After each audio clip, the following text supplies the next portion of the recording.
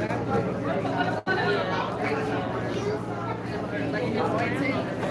everyone on the outside. Be lying. Everyone on the outside, please come in so we can Okay, that's fine. Also at this time, our children will be going to their class. And once everyone is in, we can continue. Right here.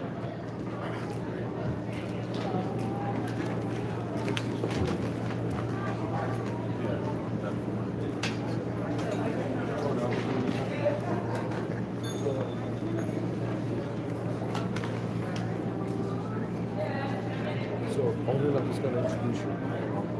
Okay, that's fine. I'm going to set this up. Can I go to the bathroom really quick? Yeah. Give me 3 minutes and I'll be back. Okay.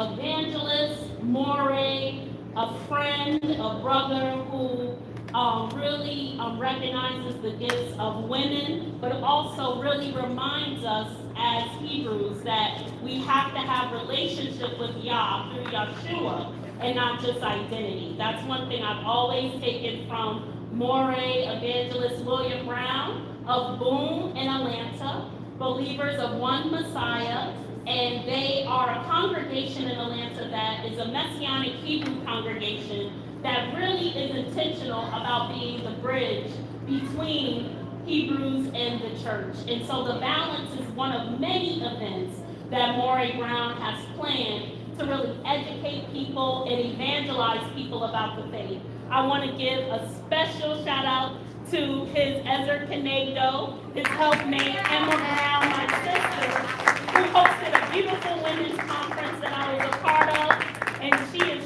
truly an anointed woman of Yah, just like her husband is an anointed man of Yah. He's ministered across America, in Peru. He supports a congregation in Kenya, and he also is a good rapper. And I really like rap, so I don't even get it out. One thing I do not like is bad Hebrew rap and bad Christian rap. Just because you put Yeshua in it, is this whack? I don't like it. So with no further ado, I want to just ask you to give a warm welcome and shalom to my brother and friend, Moray William Brown.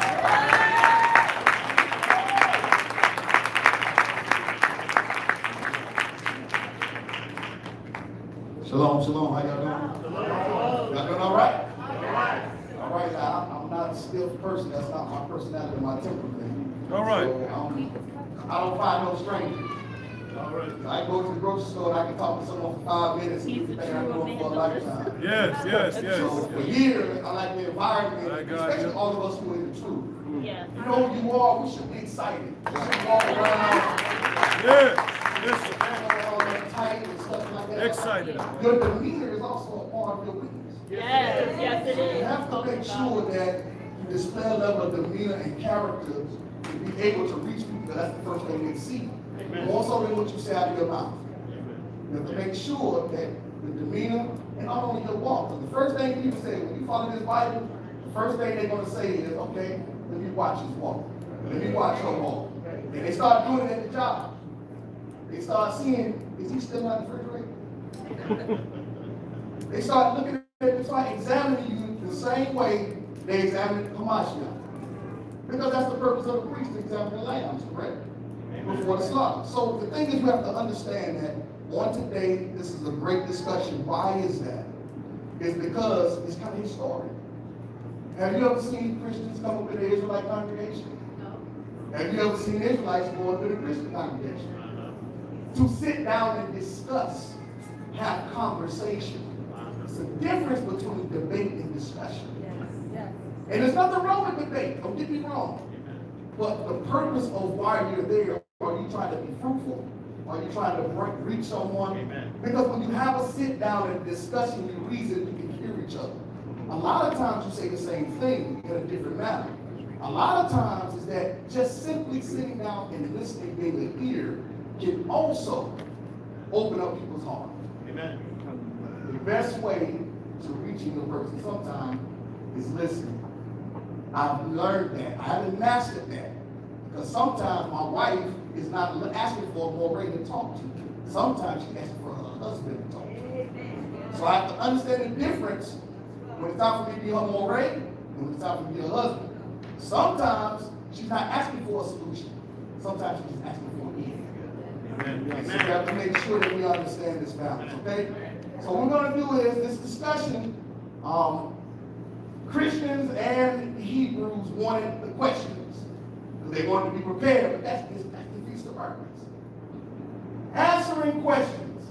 Okay, I want everybody to know this is not something to try to make anyone look bad or anything like that, but there should be questions asked and should be questions answered. So these questions we got emailed from brothers and sisters. Many of them watching online, many of them from Facebook. They got questions. Nobody answered them. So Christians, you got to answer questions. Israelites, you got to answer questions. And people want to know these things. So this is going to be a good discussion. This is not my first go around with this. I'm normally getting phone calls and Christians asking me to come and teach them heritage in their church. So it's not something that's strange to me, but it's a beautiful thing for you guys to be able to experience it. Now, we're going to get to these questions. I got a PowerPoint presentation. We're going to ask a question, and after the question, we're going to open up the floor, and you can ask anybody on the panel a question. Okay?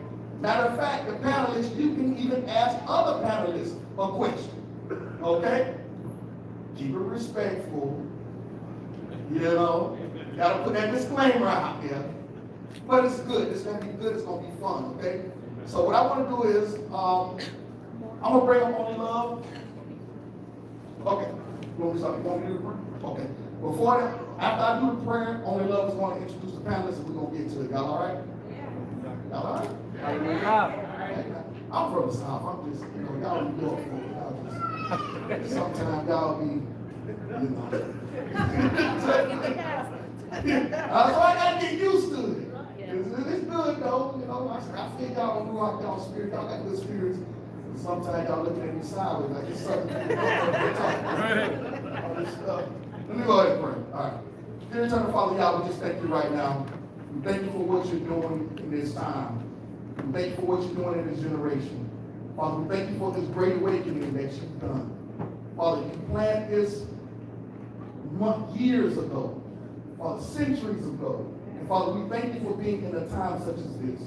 Father, we ask you to move by your Ruach, to touch each and every last individual here today. That Father, let this not just be a gathering that we come together, but let us leave change. Let us leave with clarity and understanding, not by our own, but by you, Father. Father, we ask you to turn the hearts of men as you turn the currents of the seas. Father, we thank you right now. We pray these things in the name of your Son, Yeshua HaMashiach. We pray, we all say amen and hallelujah. Hallelujah. Hallelujah. Shabbat Shalom again. And at Bethel, each Sabbath is led by a different ministry here. And so usually the second Sabbath is led by the missionaries and the evangelists. And so this is our evangelism Shabbat. So things may be a little bit different than normal, but who knows when you're going out into the world to proclaim not the good news, but the great news of redemption and heritage, that sometimes, as my brother evangelist Ron would say, it has to be not business as usual, but business unusual. And so if you see things a little bit different than a normal Sabbath or a service, just know that we're trying to do business unusual for Yah and for his glory. Hallelujah. And so with that, I just want to quickly introduce each panelist, but I do want to honor some leaders that are here. I would like to just honor Dr. Flo Harris from Bethel International of Newark. If you could stand, Mother. This is another Hebrew congregation, that's not a Hebrew congregation in Newark. And Dr. Flo is truly a mother. In Hebrew, that's Ima, truly a support, a woman of prayer and worship. So I greet her and her son, who was mean on that day. And today is her born day. So give her some special love today. I also want to greet my elder, Sam Elder. And he is a minister right here in the Bronx. And he really focuses on community outreach, construction, really helping our men and our young people get jobs. And so I want to greet you, Elder. We have a program here called Inner City Lighthouse, where we get free training on building and construction under our brother Tokam. So I hope you can meet him soon, but thank you. And I met him as a faith-based organizer, so I'm so happy to see you here today. And so it is my pleasure to introduce Pastor Kelly Richardson from Richmond, Virginia. And he is a founder of Passion for Reconciliation Ministry, a Messianic Hebrew ministry. He is a phenomenal teacher, phenomenal moray, Hebrew apologist, and also a true champion for women and for women who are being abused. So I just thank Pastor Kelly for all of his support and prayers, and I greet your wife, Elder Serena Richardson, in her absence. And then we have my pastor, Pastor Jonathan Nickens, the pastor of Bethel, the House of Yahweh, and he is truly a phenomenal shepherd, a true shepherd. He pays attention to the sheep, a phenomenal teacher, and he's third generation in Torah. His grandmother came into Torah, and they started this congregation, another congregation in Baltimore, and he is truly a support. All the stuff that people may see me do here in Africa, everywhere, if I didn't have a good congregation, I wouldn't be able to do it. So I really love Cashapp, and he's a phenomenal teacher, but more than that, he's a shepherd that cares about the sheep. Whether the sheep are here or in Nigeria, he cares. And he's actually traveled to fellowship with Hebrews in Nigeria with Elder Cletus Okoro. His beautiful wife, Kathy Nickens, is our Kikuyu sister from Kenya. She is of the Hebrew tribe in Kenya, and she's very proficient in Paleo Hebrew. So we give you honor, Pastor Jonathan. And then our brother Moray William Brown, who will be our moderator. And then now I would like to introduce Moray Zion Lex, my Brooklyn brother.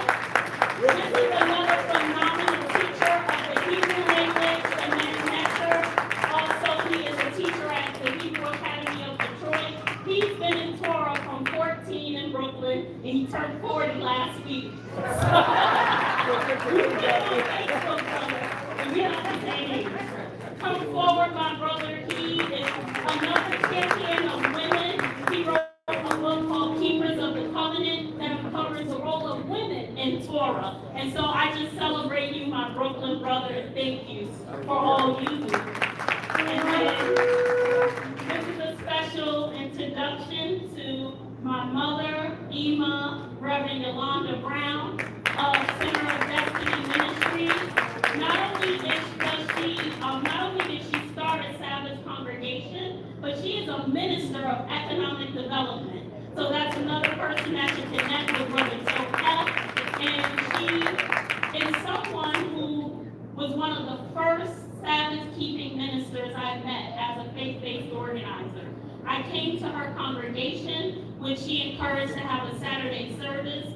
And before I was in Torah, Reverend Brown didn't beat me down about what day I worshiped, but she was a mother who prayed for me, who checked in on me, who got in the streets and did justice with me. And then when I came into Sabbath, I could contact her. She would invite millennial organizers over for Sabbath dinners on Friday night, and she would just feed us. She wouldn't beat us over the head with doctrine, but her life is a life of Sabbath. She always makes sure, oh, we love, are you resting? And she's the reason that I was able to go to Ghana for the first time. And so I just give you honor, Mother.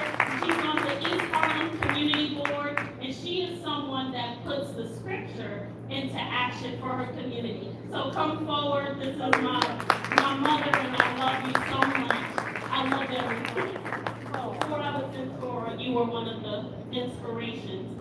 And so last but certainly not least, another pastor, James Osei Kofi from Bethesda Healing Center in Brooklyn. Pastor James.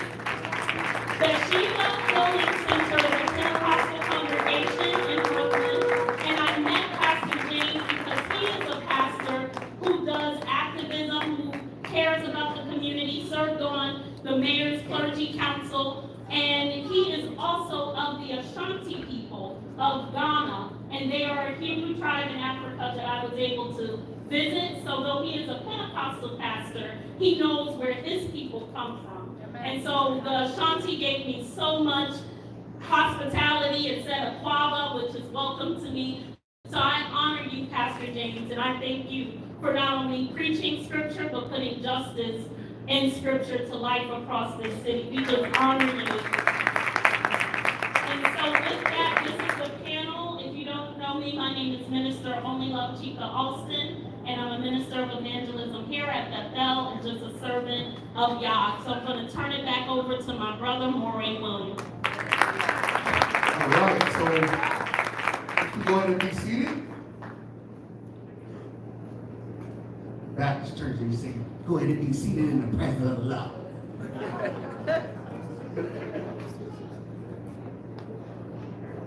Okay, so what we're gonna do is, I like to do an icebreaker. So just to kind of get everybody loose and I can still feel a little tension spiritually even up here. So we're gonna get a little loose a little bit, all right? So we're gonna go to the first slide. First slide that you see, all the panelists, I want you to, the first slide that you see, give it one word, okay? Since you ready? Okay. One word for you panelists. Use the mic so they can hear you better. Just kind of pass it down there. Hello? Marriage. Heritage.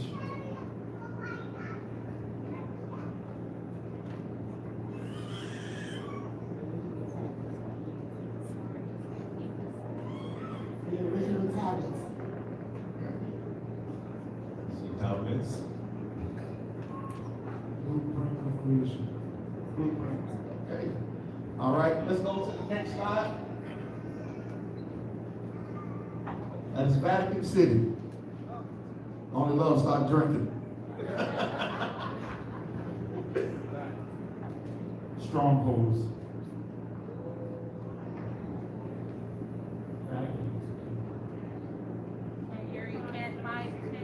I just said Vatican. Tradition.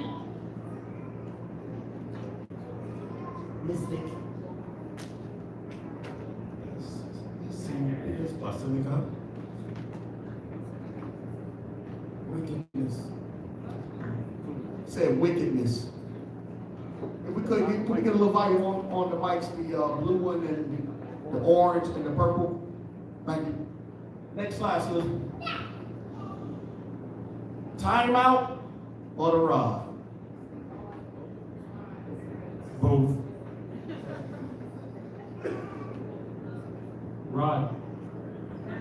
Grandma.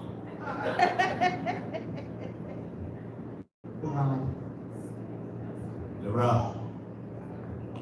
Know when to differentiate between going towards one or the other. That's it. Next slide, Susan.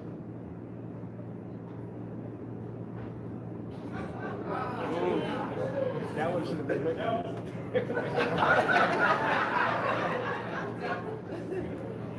my answer. I want to say it again. The devil, Hashatan. Beast. False Messiah. Deception. Deception.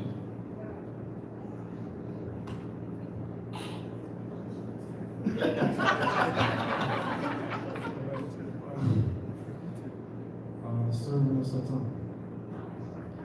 Servant of Satan. Next slide, Susan.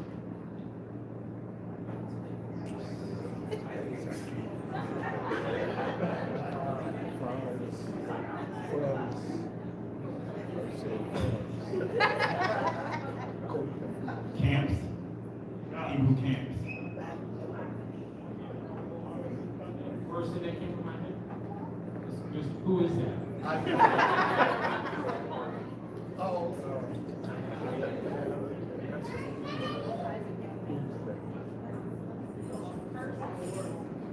I'll pass. Yeah. You see, Pastor Jonathan grew up Kodesh holy, but my parents were not saved, so I think R&B when I see them. Given the title of emancipation, That's Isaac Hayes. Representing what black people stand for in those days, in this era, through the instrument of music. The power of song. Next slide.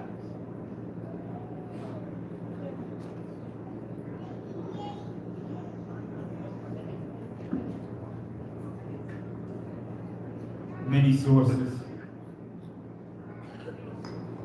Joseph. Bondage. science and mathematics. This is one of the mysteries that modern scientists and engineers are trying to figure out how it happened without all this machinery that we see today. Marku, the Egyptian word for Buren. Next slide.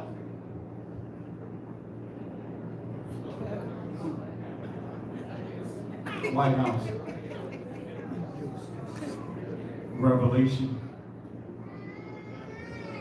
The house our people built. Slave labor. The picture speaks for itself.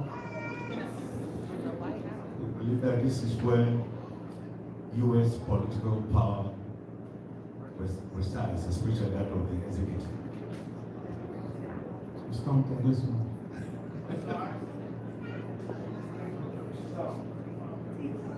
One of 3 seats of either. This next slide is particularly for Zion Lex.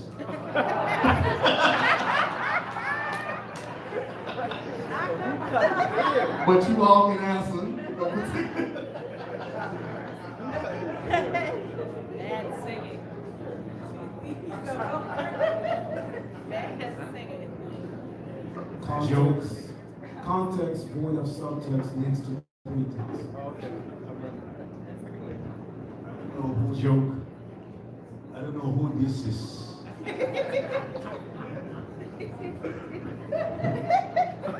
I don't know who it is, but I see consciousness. Confused.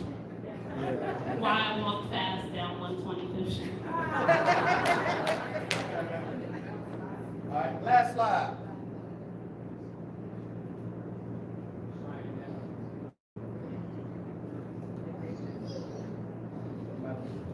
Life. Culture. Instructions. Principles.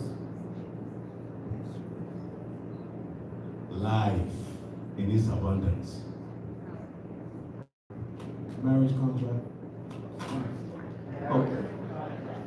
Awesome. So go to the next slide. We're going to get into some questions. So go to the next slide. Stereotypes. What is the biggest stereotype of Israelites and the biggest stereotype of Christians? You want to take that first? That we are a cult is the biggest stereotype that's out there. That we don't believe in the text, that we're changing the text. Those are some of the stereotypes that are out there about Hebrew Israelites. Concerning Christians, I would say the biggest thing you hear a stereotype would be lawbreakers. Of Hebrews, that we don't believe in the Ruach HaKodesh or the Holy Spirit, that we hate other nations, that Hebrew women don't exist and are silent, and that we're preaching hate.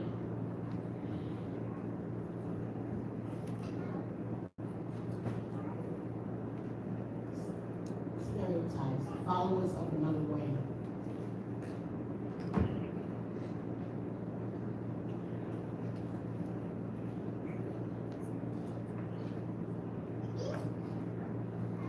For some people, Christianity is another way that the white man used and is still using to enslave black people in particular.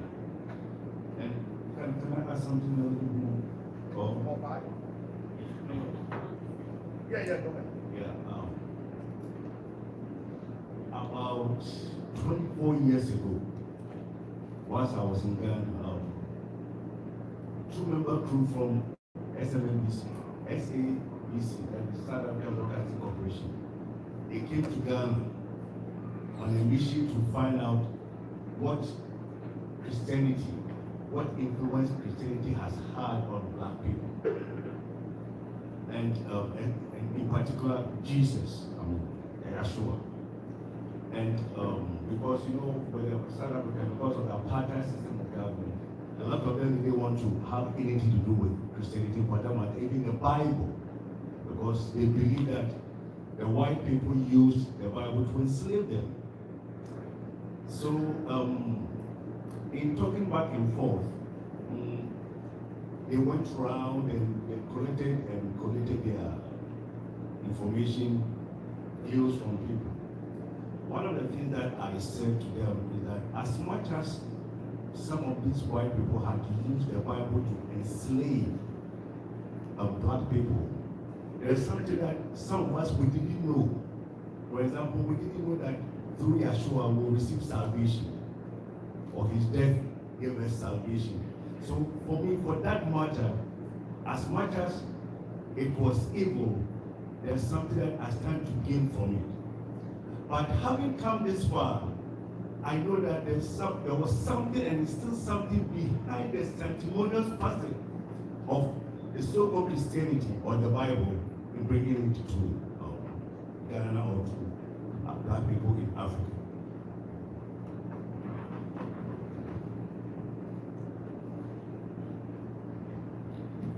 One of the biggest stereotypes, I believe, about the term Israelite is that people see this as a newly formed movement and or organization, not realizing that this concept goes back to creation itself.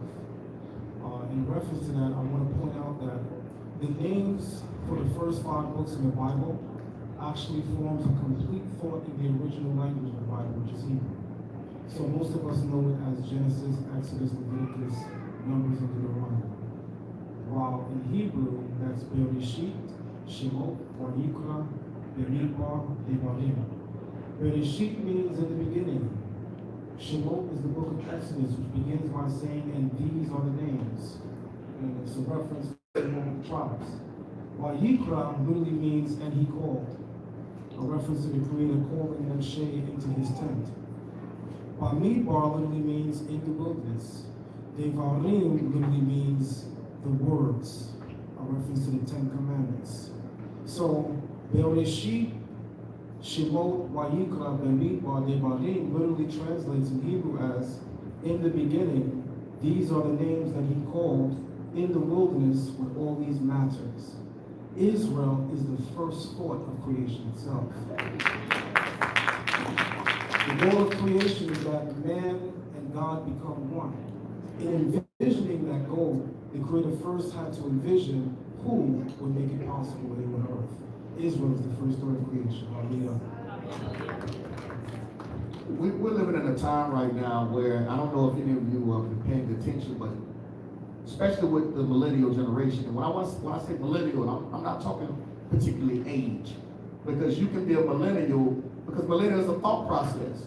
Most people who are heavy in technology, whether they are 50 years old, 50 plus years old, they can also be considered millennials, depending on if they're keeping up with this generation in time and technology. We're living in a time where millennials from the age of 21 to 50 or 55, 60 are walking away from the Bible in its totality. That's the issue for many of us in the day and age in which we live. I think it's very important for us to really understand that and pay attention, because we're doing a lot of fighting between each other. But now it's crazy because we planned this gathering a long time ago, and now all of a sudden within the last month, a month and a half, Christians and Israelites and the Bible itself are coming under attack even more by a different community, or the Kemetic community, which is pretty much home base here in New York. And so it's very important for us to really look at that. What is the main issue? And I want the panelists, I want you to talk, give your perspective on this. And it doesn't have to be 2 seconds, 2 words, or anything like that. You can elaborate. What's the main issue that's causing people to walk away from the Bible?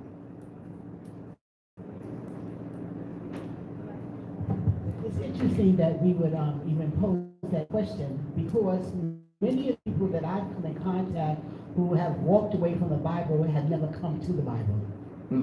And oftentimes it's what's heard second nature, second through another person, And because there isn't an understanding of what was being said, those there are just turning it down when they've never even opened it up. I remember once I was in a synagogue, and one of the things that I had done for about a period of 3 years to get a better understanding of my Christian faith, I began synagogue hopping up in Riverdale, New York. And as I was sitting in some of the synagogues, one of the things, there was a ceremony that was going on. And this is true of most people, is that the Lord said to me in my spirit right then and there, he said, they will kiss the Torah, but they won't allow the Torah to kiss them. So oftentimes people are running away from something they never even came upon. Amen. So I think that it is incumbent upon us to break the Bible down in such a way, for me, my task is to show the principles in the Word. Because when I address the principles of the Word, the principles are timeless and ageless, they have no expiration date, right? So when we can find ways to live by looking at the principles, we have drawn more people back to the Bible because they're surprised it's in there. Many of the things that are in there have not ever been addressed. So again, many of people are walking away, but they have never even come up to the Bible. Amen. And I'd like to add to that, and I totally agree that most people that have walked away from it did not know it from the beginning. So many will use this excuse of being insulted, and I think about that. And I pose this question to those that would say, kind of use this insult, this as a deception to walk away. I ask the question, have you been deceived by your cell phone carrier, but yet you still have a cell phone? Wow. Have you had bad services at Popeyes, but yet you still standing in line for that chicken sandwich? Amen. We had an encounter with this so-called pastor, Kevin Wesley, at the height of his so-called walking away. And I asked a simple question, since he said he knows the Bible. He knows, am I right, Pastor? I asked a simple question, since you know the Bible, who is the first Pharaoh? And it's in the Bible. And he couldn't answer the question.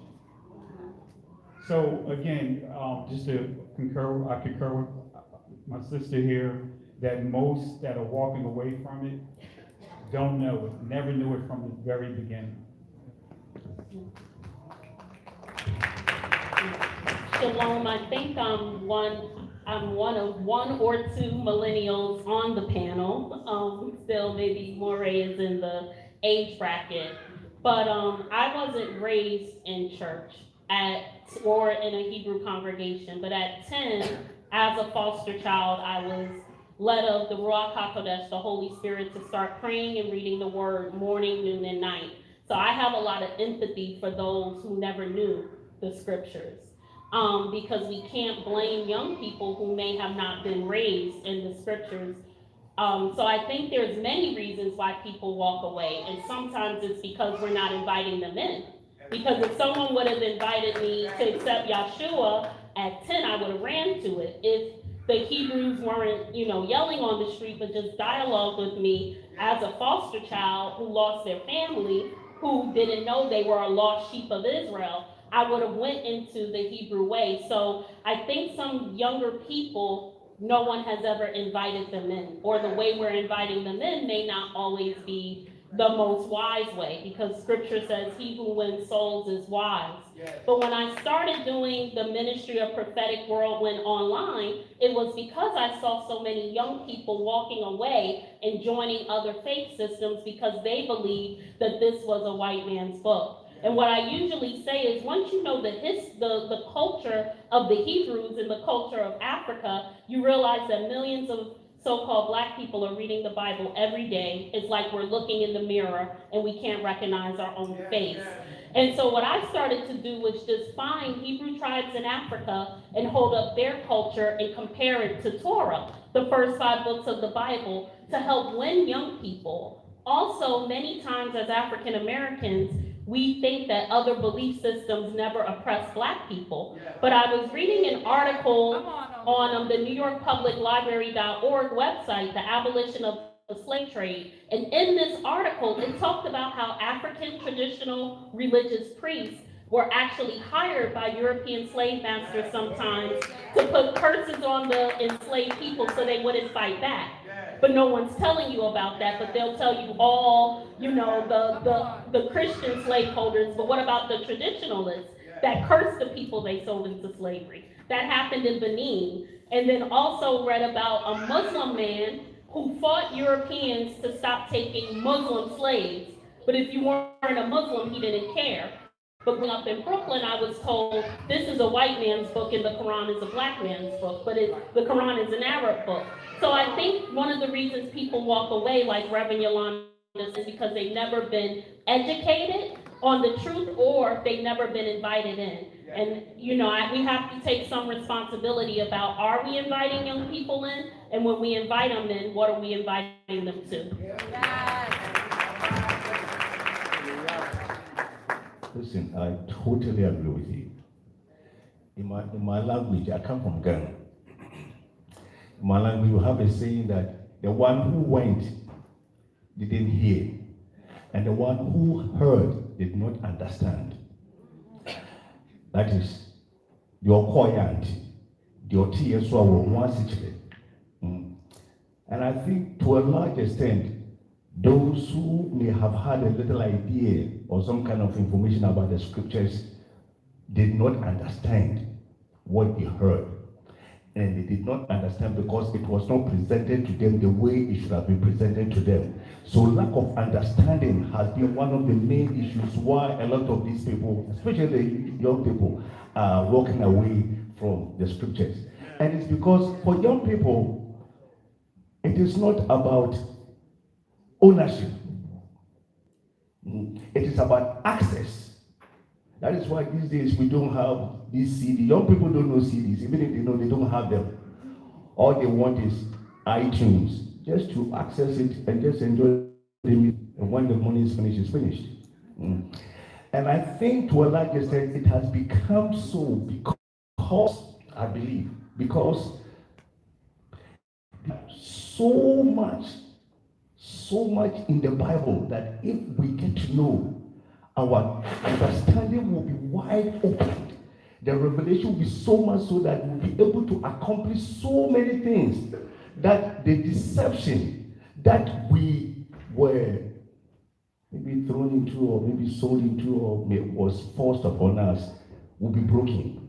And that will come into the light of what we are supposed to be or who we are and do what is right for the king and his kingdom. Let me ask this real quick before the next person.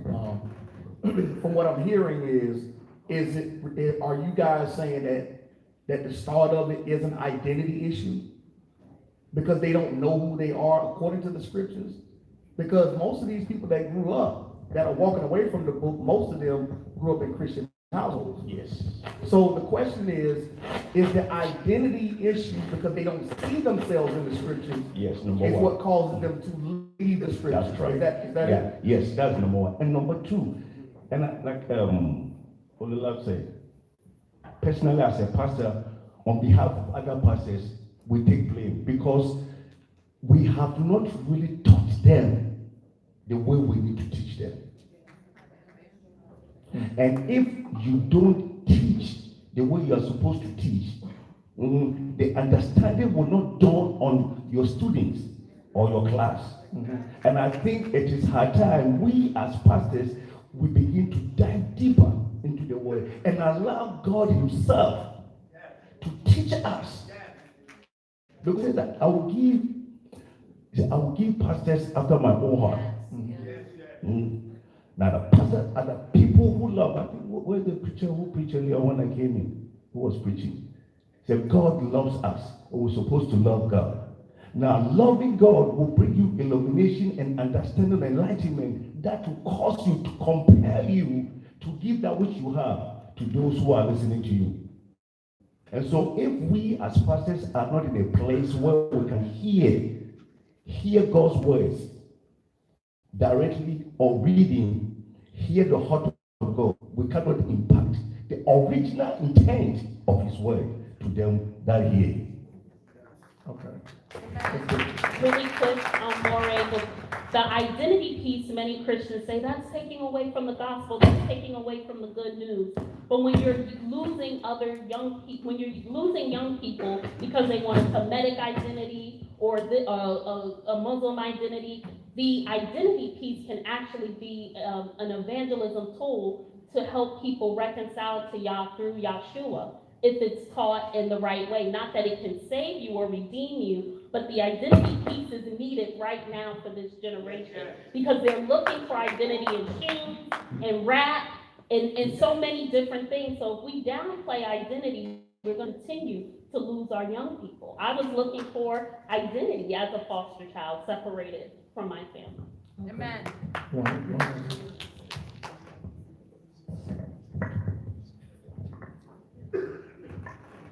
I think one of the main reasons why people walk away from the Bible is because we don't understand the heart of the text and, more importantly, the intent of its author.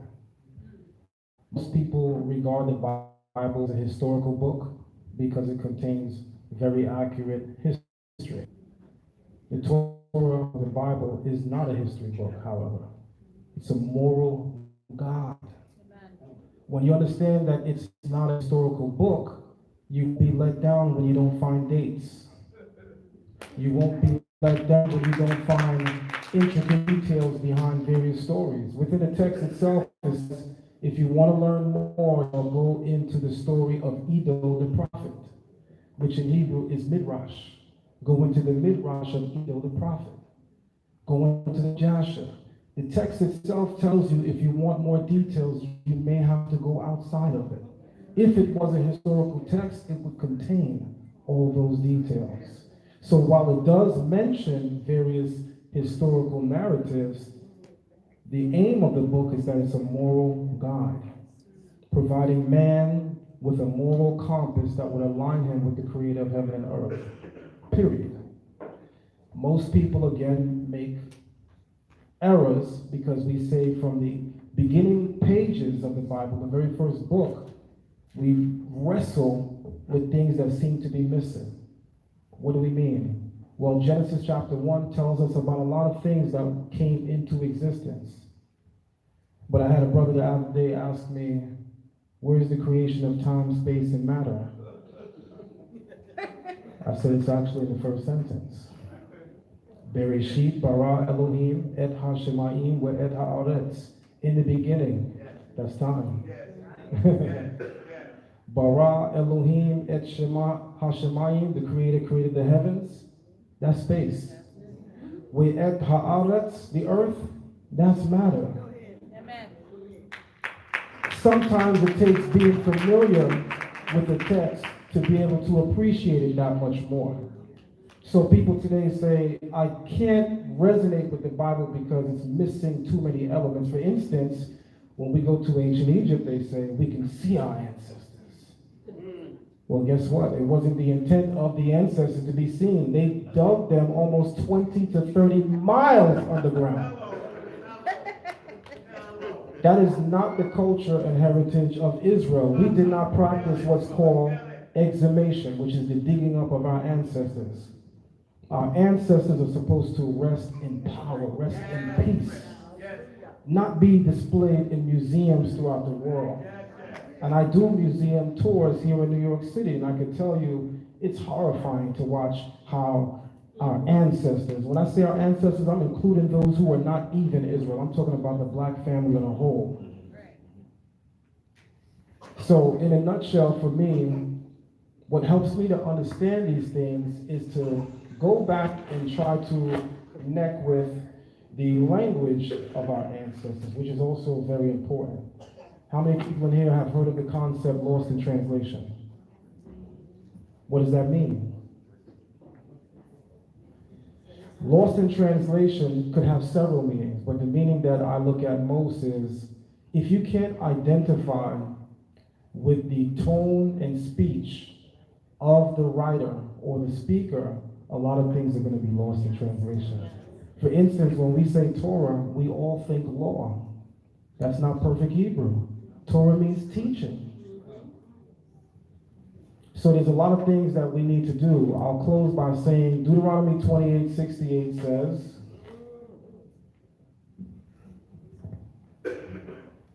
Hallelujah.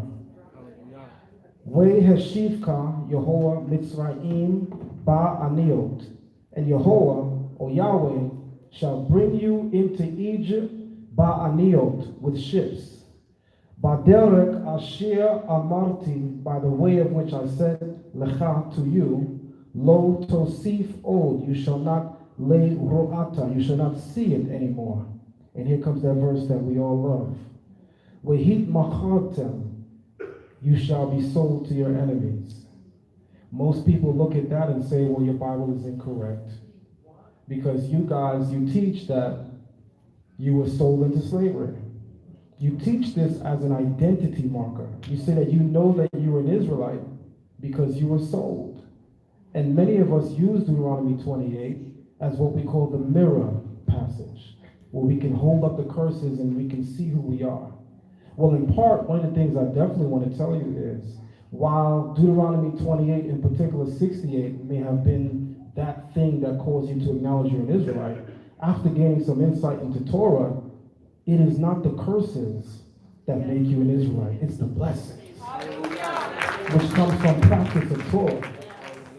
So, the term hit machartem literally means in Hebrew, because it's in what's called the hipael verb stem, which is reflexive. It means that the subject is performing an action upon themselves. So that the text is literally saying, you sold yourselves, which is unique. Because throughout the scriptures, mainly dealing with the kings of Israel, whenever they sinned, it says, and such sold himself to do that which is wicked in the eyes of the Lord.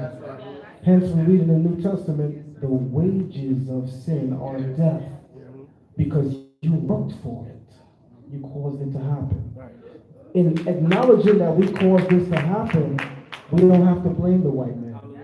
We don't have to hang him on his stake. We don't have to be fearful of Esau.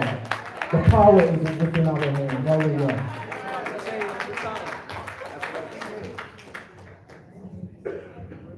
Who wants to go after you?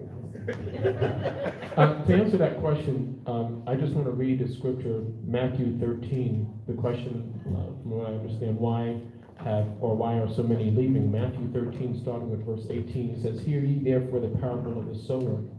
When anyone heareth the word of the kingdom, and understandeth it not, then cometh the wicked one, and catcheth away that which was sown in his heart. This is he which received seed by the wayside. But he that received the seed into stony places, the same is he that heareth the word, and anon with joy receiveth it. Yet hath he not root in himself, but dureth for a while. For when tribulation or persecution ariseth because of the word, by and by he is offended. He also that received seed among the thorns is he that heareth the word, and the care of this world, and the deceitfulness of riches, choke the word, and he becometh unfruitful. But he that receiveth seed into the good ground is he that heareth the word, and understandeth it, which also beareth fruit, and bringeth forth some 100-fold, some 60, some 30. So based on this answer, I'm in line with everything that's been shared. The word has not taken root. Why so many leave? Everyone experiences life. Everyone experiences the tribulations, the challenges of life. But why have some left? I believe according to what Hamashiach said, the word has not taken root in them enough for them to weather the storm. Just real quick, it's because we don't understand the value of what we have. I use the example of the dirty dime versus the shiny nickel. And the story about how a brother tricked his little brother by offering him a shiny nickel for his dirty dime. And his brother jumped at it because that nickel was so clean, but didn't realize that his dirty dime was more valuable. And so even as Zion Lex spoke about Deuteronomy, we began to make agreements with things that we already have. That's already our culture. That text is also saying that we're going to try to what? Make agreements, enter into treaties to circumvent and be accountable for the things that we should be accountable for, which is our actions. Just real quick, Isaiah chapter 31, verse 3 says this: "Now the Egyptians are men and not God." I'll read that again. "Now the Egyptians are men and not God, and their horse is flesh and not spirit." See, oftentimes we think that shiny nickel is more valuable than our dirty dime. So I just thought I'd add to that is because we don't truly understand the value, and because the Most High had done to his entire creation, and acknowledging that his creation is what? Good, right? And so when we don't understand that when he knelt down on this particular day, he saluted his entire creation. And when we don't return that salute, we're actually what? Hurting ourselves.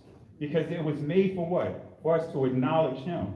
And lastly, to bring this all together, when Hamashiach said to his disciples, if you go to someone's door, right, and you salute them, right? He said, if they what? Reject you, take your what? Take your peace. Take it with, and what? Go to the next house and do what? Bless that house. One of the issues that we have is we're blessing people that are cursing you. You know, people get upset when they insult me. You mean to tell me you can insult me and then you expect me to say, Yah bless you. No, he does not approve of that. You keep your shalom. I say that all the time. Keep it. If someone say, hey, peace, shalom. No, I don't want your peace. Because if you try to give me your peace, now I'm going to get what? I'm not going to get rest. So keep your peace. Keep your shalom, or keep your shalom, or keep your shalom. Keep whatever term you want to use. Because guess what? I'm brushing off what? The dust, and I'm what? Going to the next house. What is that blessing? You'll see it at the beginning of the chapter, what they was the disciples were tasked to do. To what? Bring healing. To what? Give sight back to what? The people. To help resurrect what? The dead. So they were resurrected before Hamashiach even what? Was killed on the, I'm not going to say killed on the cross, he was lynched. He was lynched. Amen. So to put it in this proper perspective, getting back to remember, is because we have so many different layers of things that cause us to what? Forget. So with that being said, let me back up here. I don't want to sound like I'm preaching here. The 9 is for the Christians. Number 3 is just for you Israelites. Shalom, More. Can I say something about remembering? Go ahead, sis. So Deuteronomy 5:15 actually commands us to remember. You shall remember that you were a slave, and Yahweh your Elohim brought you out of there by a mighty hand and by an outstretched arm. And Israel has been slaves over and over again. Even one of the prophets says, are we a homeborn slave? But we are commanded to remember what Yah has done for us. That's why you see Jacob and others building things when Yah has met them. Some of the Hebrew tribes in Africa planted trees when they finally got there. And many times our faith wanes and we fall away because we're not remembering. But many people think that Sabbath and keeping the law is a burden. But put yourself in the sandals of a newly freed Hebrew slave who had no control over when they worked. They had no day of rest.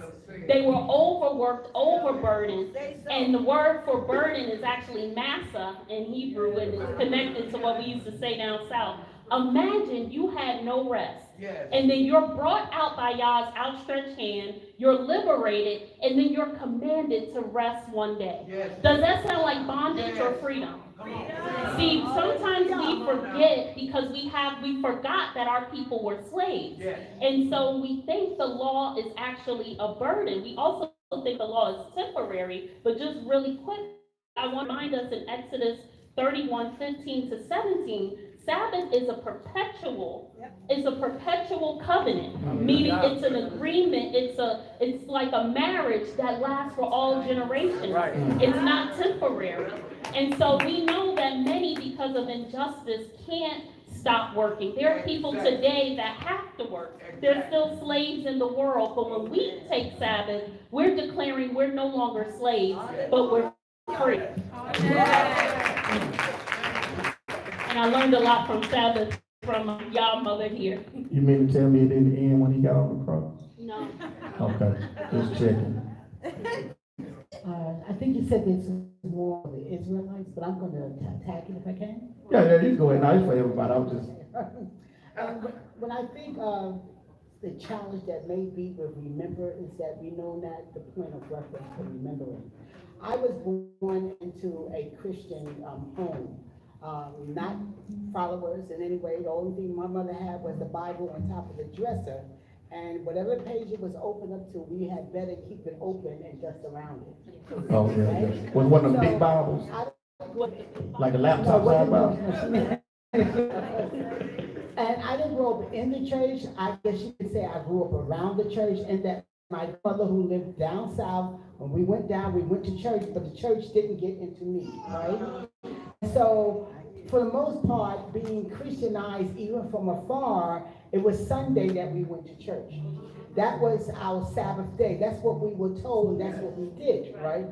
And so fast forward 20 some odd years later, when the Lord called me to be a shepherd, I had to get an understanding because I was a seeker. And that was seeking out the philosophy of various many traditions. And it was on that road of being a seeker where I began to get an understanding of who God was in my life, you know. And then later on in life, I'm trying to understand, well, where is it at? Where do I fit? So when I moved from New York, I'm a native New Yorker, 4th-generation Brooklynite, right? So no matter where you go, you're always a Brooklynite. So here we go. We go to Houston, Texas, and I was traveling from uptown to downtown on the bus. I said, well, let me take something to read. And this will be the first time that I cracked open the Bible. And when I did so, I cracked it open until Genesis, and it was the story of Abraham. And then when I began seeing myself in the text, because I had transferred from New York, me, my 3-year-old, to Houston, Texas with no family. I saw me as Abraham when the Lord saying, go west. You know, and when I began seeing myself, so I began searching out and wanted to get a better understanding. But it wasn't until I came upon some other traditions that I began to yearn and groan for a closer relationship. Right. And I learned about gurus and various other things. And I said to God, because at that time it wasn't the Lord to me, I said to God, I want a guru, just like Paramahansa Yogananda. I want a guru because he taught him many things. He understood the mother in God. I want a guru, and that's when Jesus, the personality of Jesus, knocked on my heart and said, I am your guru. Right. And I had a problem with that because I didn't know what to do with it, because I've always been saying God this and God that, and I understood and I reverenced God as best as I knew because I didn't have any formal teaching, right? And so he brought me to John 14. He said, if you believe in God, believe also in me. In other words, I'm making it personal. But in making it personal, the churches that were available to me was Sunday worshiping church. And I went. And so it wasn't about remembering something. I can't remember what I didn't know.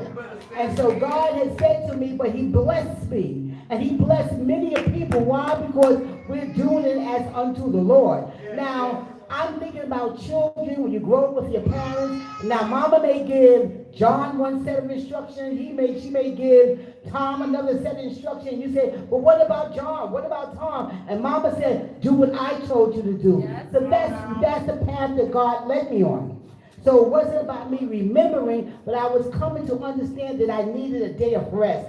I needed one day to give unto the Lord, but not just to give unto the Lord so that the Lord could give unto me. So when I allowed the scripture to begin to kiss me Instead of me just kissing it, I took on a whole nother perspective.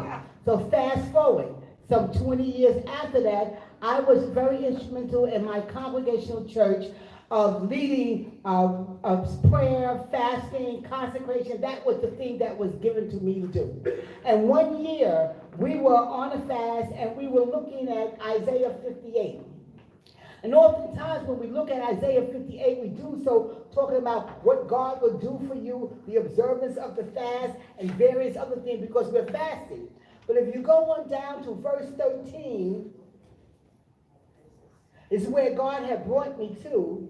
He said, with all that, and we're excited because we're fast, we're sacrificed, we know what type of fast God wants. He wants us to not just give up our food, to abstain from food, but he wants us to give up ourselves in community in a great way. But he said, after the promises that were cited, he said, if thou turn away thy foot from the Sabbath, Read it, sister. from doing thy pleasure on thy holy day, and call the Sabbath a delight, the holy of the Lord honorable, and shall honor him, not doing thy own way, Yolanda, nor finding thy own pleasure, nor speaking thy own words, then shalt thou delight thyself in the Lord, and I will cause thee to ride upon the high places of the earth, and feed thee with the heritage of Jacob thy father, for the mouth of the Lord has spoken. So I went to my pastor at the time. I said, what does this mean? I said, God is saying something here. We need to. Is this what we need to do? The Lord said to me when I got home, this is what I'm telling you. So every instruction that God gives you, don't think he gave it to the next person. That's why John had said, when Peter said, but what about him? And he said, don't you worry about him. You do what it is that I've told you to do. So now I remember because I know. And because God revealed it to me. If God doesn't reveal truth in a situation, it's no thing about remembering, because you can't remember what you don't know. And then last but not least, many Christians are New Testament only believers. So when you don't have a reference to the First Testament, I don't like calling it the Old Testament, because I believe that God is still writing the Testament, and we are the living epistles of God. When we look at where God has brought the children of Israel from, we can see, then we can remember. But only when God gives you the revelation, and God said, this is where I want you to do. So my brothers and sisters who are Sunday worshiper, I worship with them. I keep the Sabbath though, because it's to my heart. I found benefit in doing it, but because God gave it to me, gave me the revelation, that's what he wanted me to do. So I'm not about bringing everybody else along. If you don't get the revelation, fine. God will honor you where you are if you do it as unto the Lord. So back to remembering. My time is up, right? Okay, but so you can't remember what you don't know. And it's when you receive the revelation, or you then have accountability where the Holy Spirit can knock on your door and say, remember. So it's a blessing in keeping the Shabbat. Basically what you're saying. All right, hallelujah. Let me just say something real quick.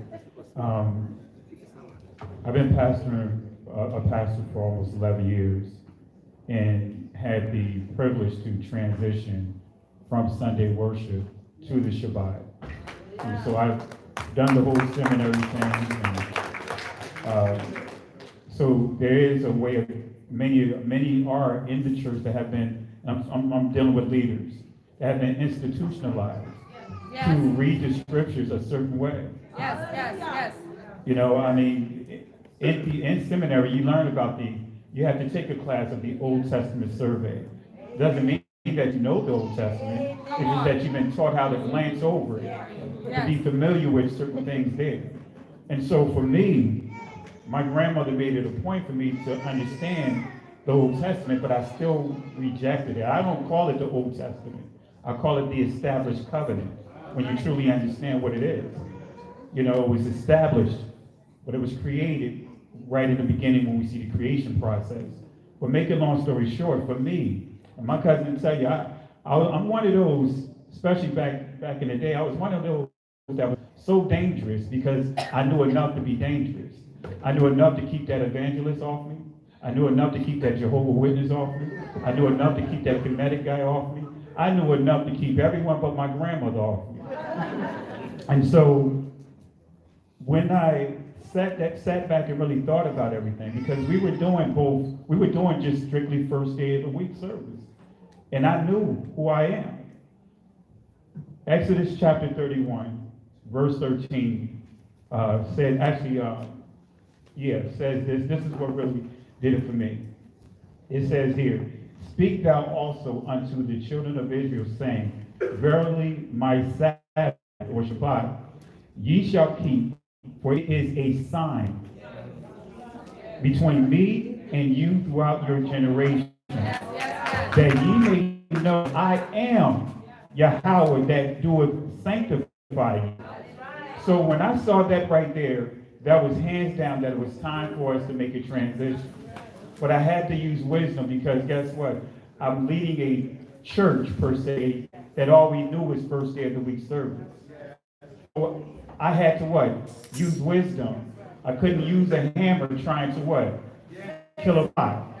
So what I had to do is, okay, we're going to have Shabbat service, and we're going to still have first day of the week service. And it wore them out. Because now we're in service all weekend. Kind of like the, Kojic, right? But make the long story short, what happened was this past year, we did that for like almost 3 years. But this past year, honoring the Feast of Dedication, we're not going to have Sunday service. We're just going to honor the Shabbat, and we're not going to have Sunday service. And then we're going to come back in the week and we're going to vote. And I said, no, let me make this clear. We're still going to have the Shabbat service, but we'll just continue to have dual services. But unanimously, a decision was made, and the people voted to say, hey, we're going to honor the Shabbat. So that's where leaders have to have the courage to go against the grain.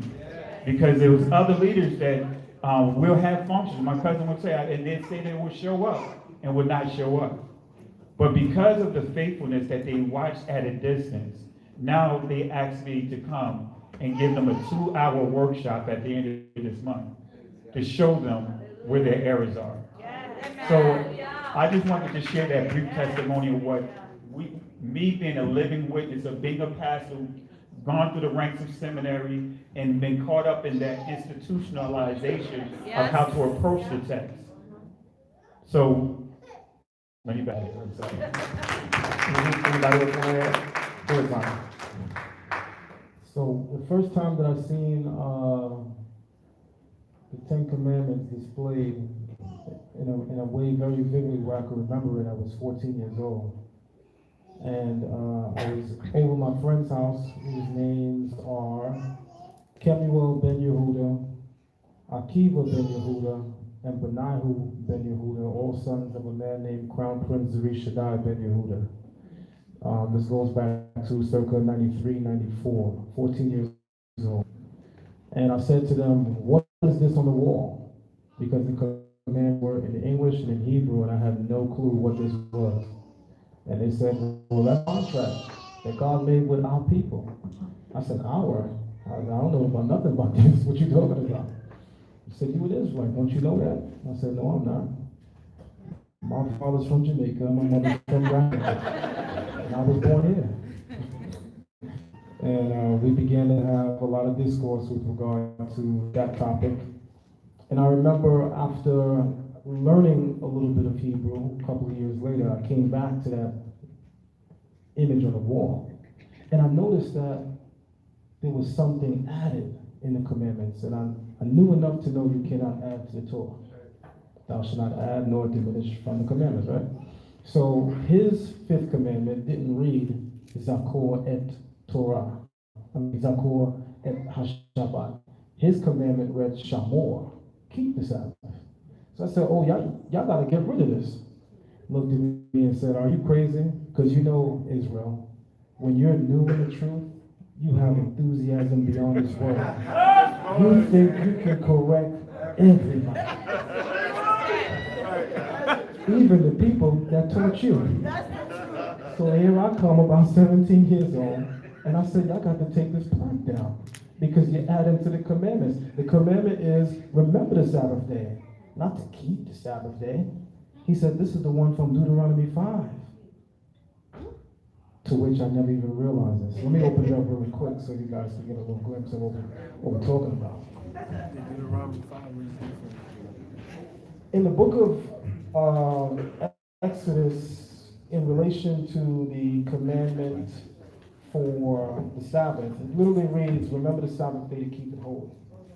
Then it gives an explanation in the end of that passage, and it says, for in 6 days the Lord created the heavens and the earth, the seas, and all that within them is, and he rested on the seventh day and hallowed.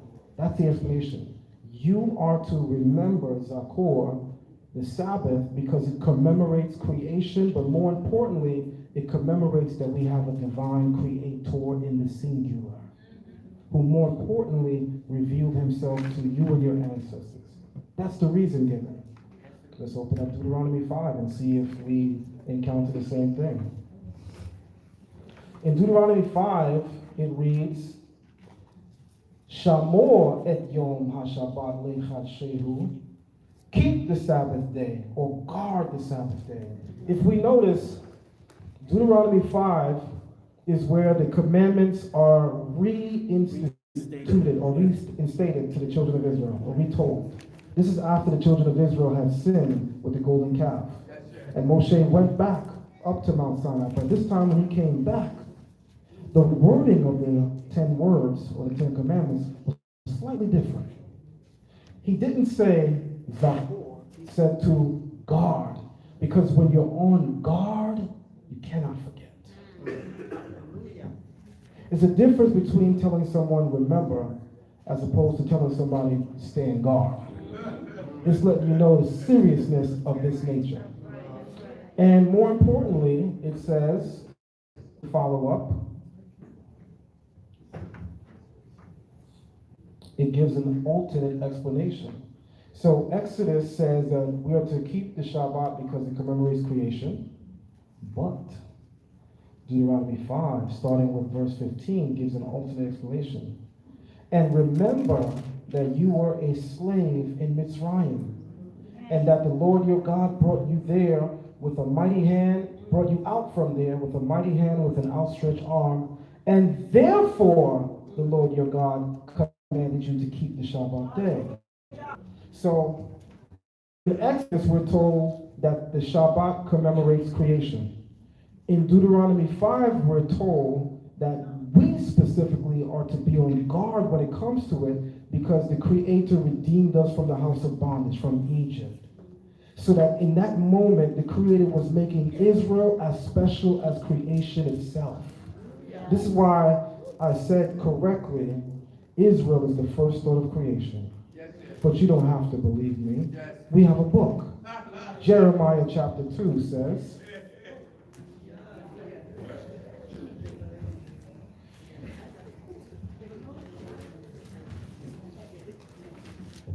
Jeremiah chapter 2, verse 3 says, Kodesh Yisrael la Yehovah Reshit Tebuata. Israel is holy to Yehovah, and the first of his planting. Did you hear me? Israel is holy to Yehovah, the first of his planting. Family, from the inception of creation itself, God had Israel in mind. And when you understand that, you'll understand the role that we play in creation itself. You see, this thing is not going to work without you. As the scripture says, at the end of days, 10 men from the nations shall grab the garb of he who is a Yehudi, and shall say, come, let us go with you, for we have heard that God is what? With you. But guess what, Israel? In order to be included in that, you might have to have some fringes on that day. Right?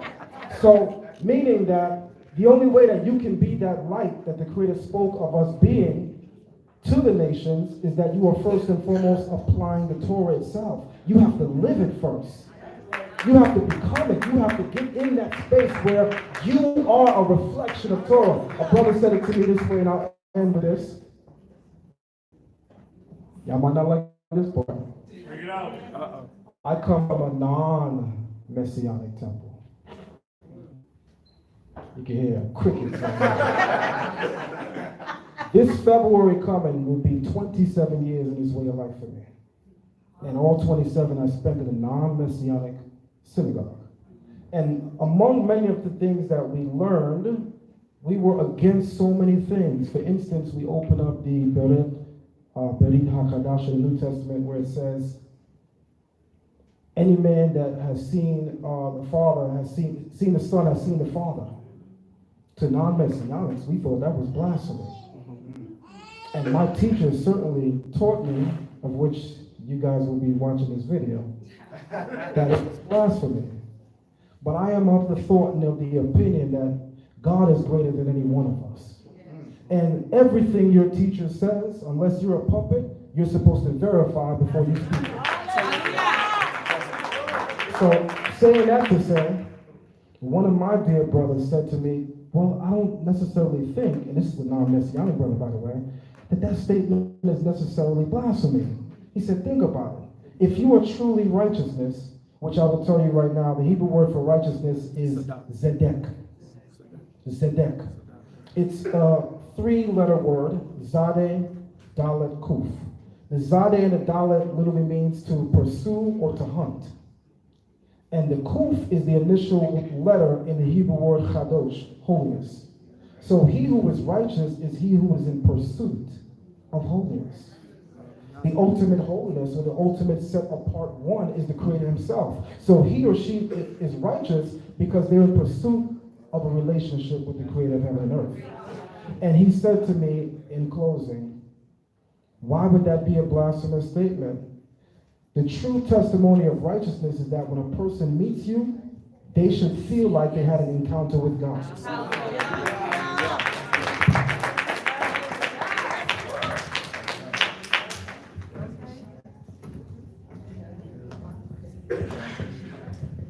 Okay, a powerful exposition. I will speak briefly on the culture that I come from as a Guinean. And Saturday, the day that we call Saturday, in my language, we say it's Memenida. Memenida. Now, we know that when God asked, sent Moses to Israel, he asked God, when I go to Egypt, when I go to the elders to tell them that our fathers, or the God of our fathers have approached me, and he said that he's going to deliver you from this slavery or this bondage. And they asked me, what is his name? What am I going to say to them? Which means that the name that God gave Moses was not really to the Pharaoh, but that to the people that God was going to redeem. Because I hear a lot of preachers say that Moses had to say that to, no, it wasn't Moses, Pharaoh who asked Moses what your God is. It happened later on, but in the first place, initially, it was the elders that Moses was concerned about. So when Moses asked God, what shall I tell them who your name is? Then God said, tell them that my name is I am that I am. Now, in my language, I am is me, me, that is they. So I am that I am is Memenida, the day of the Lord, which means that Saturday is indeed the day of the Lord. You understand what I'm saying? Memenida means that the I am's day. Wow. You understand what I'm saying so far? Me, I am that I am. So the I am that I am's day is the Sabbath. You understand? So, in my language, that means the Lord's Day. And in most parts of Ashanti, maybe now because of so-called acculturation and westernization, some people may work on Saturday. But before, most people were not going to the farms on Saturdays. They were not. And on those days, they will maybe pour libations or try to do something that was culturally acceptable to the gods that they called upon. Now, coming back to Christianity, a lot of us worship on Sunday as a result of what we inherited from those who colonized us. And sometimes I think what we call Christianity today is not what Jesus really set out or intended for us, because they used Christianity as a cover-up to really do certain. Because why are you so concerned about abortion, which we know is not right, but you are not concerned about injustice when you deny somebody access to life or right life? The person who is not born, you are concerned about him or her. The one who is not born at all, even though he or she may have life that you don't see physically, you're so much concerned about him or her. But the one who has been given birth to and is growing up, and who needs certain amenities to really live a life that will bring out the godliness on earth here, you are denying that person access. Yes, sir. And yet Yes, you sir. say that you brought Christianity or you brought something to the person that is from the Bible. That is not what the Bible says. So I believe that because of what we inherited from them, we're happy to worship on Sunday. Now, personally, like I'm here today, I worship on Sunday, but I'm here today. I'm not going to say that because I don't worship on Saturday, I will not have anything to do with my brothers and sisters who worship on Saturday, because I believe that we have more that really brings us together as a people than that which divides us. And personally, I don't think that if somebody worships on Saturday or Sunday, or for that matter any other day, he or she is going to be punished by God, is going to miss heaven. Personally, that's another debate for us to go into. You understand? Yeah. So They're gonna kick you out of the Christian church. They'll kick you out of the church. I'm telling you right now. No. Honestly, there are some people who these days don't even want to go to church on Sunday. They believe that if they can have a way or a day that they can set aside to worship God, for them is right. Because we live in a culture that always people are working. When you take the train, people are on the train always. 2 a.m., 1 a.m., 3 a.m. People are on the train, as much as they are on the train in the mornings. Because people are working. So depending on their job schedules, they program themselves to worship on a certain particular day. Yeah. All right. Okay, so I'm jumping. I think I'm jumping on that. Yeah. When I think of the word remember, in a way, I'm reminded of how it is brought out the Most High throughout Scripture. Use the word remember. We know that He never forgets, and so, like for example, when we see in Scripture that He remembered the covenant that was made with Noah, He didn't forget, but remembrance means in a way just following up on that covenant or doing your part of the covenant. And so when we're told to remember the Shabbat, I'd like to think of it as doing our part of that covenant that the Most High made in regards to the Shabbat. It should never be a day that we forget, but it's just our half of this agreement that was made. It's our part. As He said, it would be a sign between He and His people. And so us honoring the Shabbat in this term of using remembrance, it's us doing our part of the covenant. He's done His, He's established it in the very beginning, but it's us doing our part.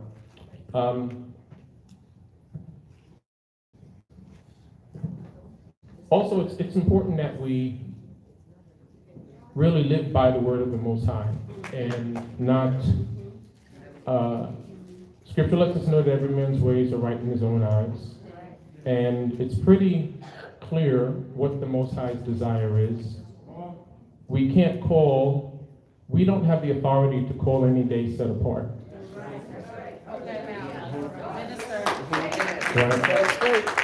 Right? This is something that Yah has established in the very beginning. And so, as we grow in this way, there are things that we're going to learn in terms of being obedient and just doing our part of what he told us to do. The Shabbat, even in regards to him, I think there's an opportunity for us all to grow. This is a growing way. Some are, learning in time to acknowledge who HaMashiach is and his role in this whole work of creation.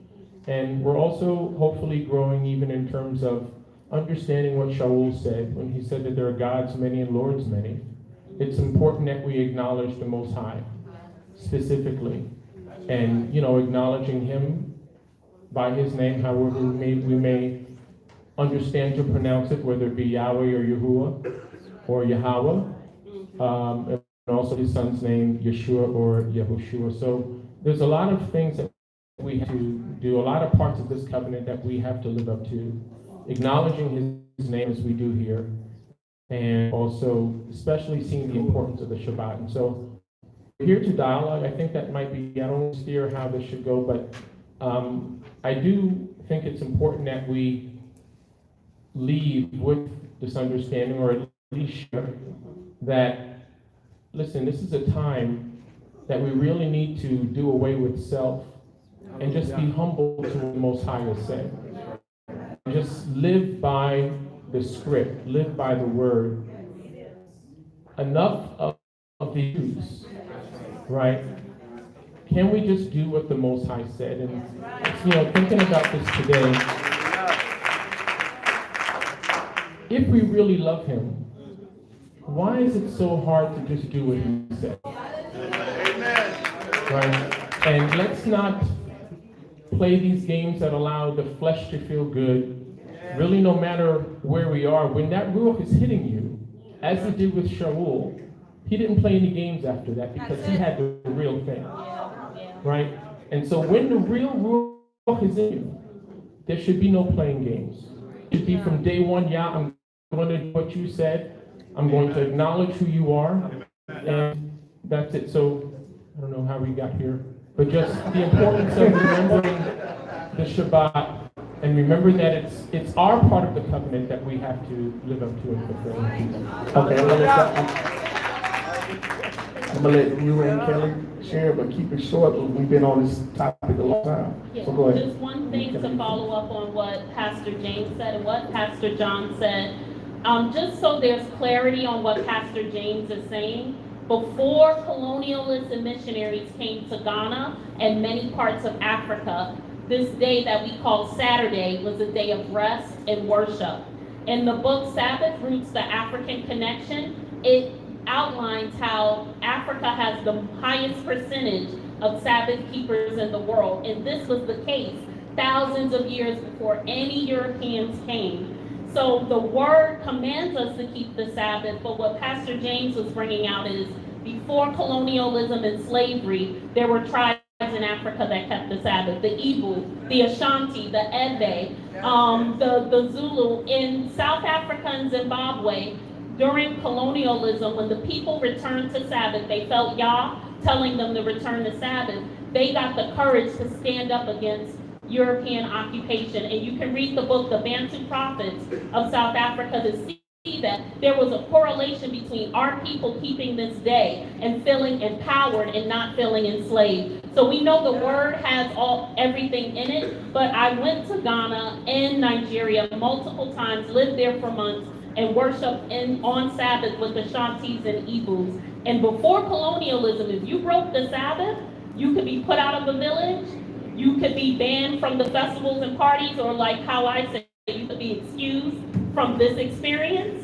And you take that out, but it was a lot of consequences. And among the Sefwi Hebrews of Ghana, they kept the Sabbath and then they returned in the seas when their elder was praying and y'all told them. But in Africa, there was a massacre of over 300 Sabbath-keeping Hebrews that connected with the Messianic Hebrew ministry in America, and Nelson Mandela called that the worst massacre in South African history. If Sabbath wasn't important, why would children born on Saturday in Ghana get special names, and why would the South African government massacre hundreds of Hebrews in what Nelson Mandela called the worst massacre in South African history? If your enemies don't want you to do it, then it's probably something you should do. But y'all's word should be enough, but I wanted to just give some historical proof as well. Go ahead, Kelly, and then Zion to close it out. So we go to the next subject. And to add to that, there's a map, 1713. You'll see it on Princeton University. It says that it's written on there saying that they discovered a group of people, they called them white, in Africa, who obeyed the Christian Sabbath. It said that to their surprise that they were clothed, they wore clothes, and they wrote. Well, when you understand the lingo back in the 17th century, the people that was viewed as an uncivilized people were our people. And we were labeled uncivilized because we always went against the system. Now, and you could understand the Willie Lynch letter, and you see the difference between the two. Well, what really sparked my question is like, wait a minute, this is a forgery. Because it wasn't a surprise that you see they find white people dressed and civilized. So what triggered me to go, let me do some research on this. So there's a book called Africa and Its History, and you'll see, I believe around page 350, you'll see that they highlight the Mubumbas tribe. And it said that they honored the Shabbat. It said that they did nothing on the Shabbat. They were so, they honored the Shabbat so much so that they even memorized their conversations. Now, guess what, can we shut down our cell phones on the Shabbat, right? So, the thing that really did it for me was reading the Maccabees and seeing how our people died because the Greeks wanted them to what? Profane this one particular day. And they chose not to even go to war on this day because they did not want to profane the Shabbat. So we see, as Minister pointed out, the history of people protecting this here. And when we understand this, it is a sign. A sign. Well, what is one of the signs that we celebrate? The sign. The resurrection of Hamashiach. Because he was resurrected on what day? Now, the reason struggling is because, guess what? Constantine changed this day. To give us a form of their Christ. I want to say Christ versus Mashiach. So when we honoring these things, we're honoring the Christ that's associated with their doctrine. But when we honor the Mashiach and understand that it was the Shabbat that he rose on, then it will change our whole perspective. That's what did it for me. And I thank the pastor for what he said. Once we just get to a place, stop using all kinds of things that hinder saying we're going to honor what thus said the Most High. When I saw it right there, I said, you know what? Yeah, we could worship every day of the week, but there was some reason. There was a reason why he said this particular day. He said it's Quadash, which means it's ordained. He said he ordained this day in what? A corporate day for us to turn our salute to him. So for the ministry he blessed me with, I said, you know what? Even if everyone has to leave, and the Most High said, let them leave. Don't chase anyone down. Once I gave the truth, and the people left. But guess what? People came back too. Because they saw that I stood on the word. And they had to go out to see, but guess what? They came back. And that's what, going back to the initial question, why are people leaving? Because we have so many within that are supposed to be teaching the scripture and not being a reflection of what it says. As Zion said, you see me. You see who? So if we're not honoring the Shabbat, they will not see the Father through us. They'll see what? They'll see the systems that change this. So it's imperative for us to get back to the basics. Keep it simple. In the military, we had that term that said, keep it simple, stupid. Right? So we have to keep it simple. Let's not make it harder than what it really is.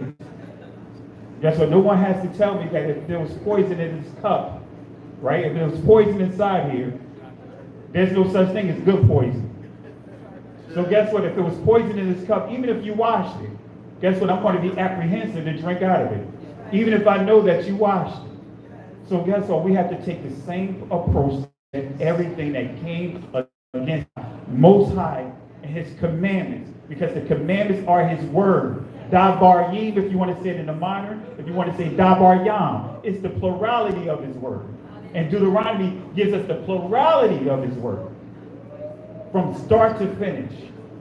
And the one that we struggle with is what? The Shabbat.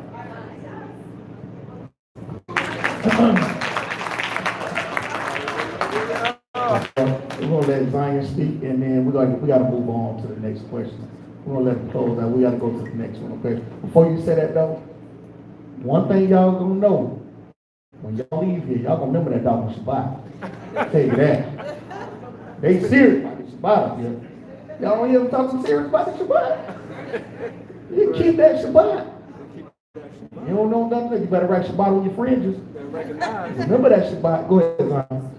For the sake of time, because I know we did was very lengthy, I'm not going to speak so that we can get into the question. Okay.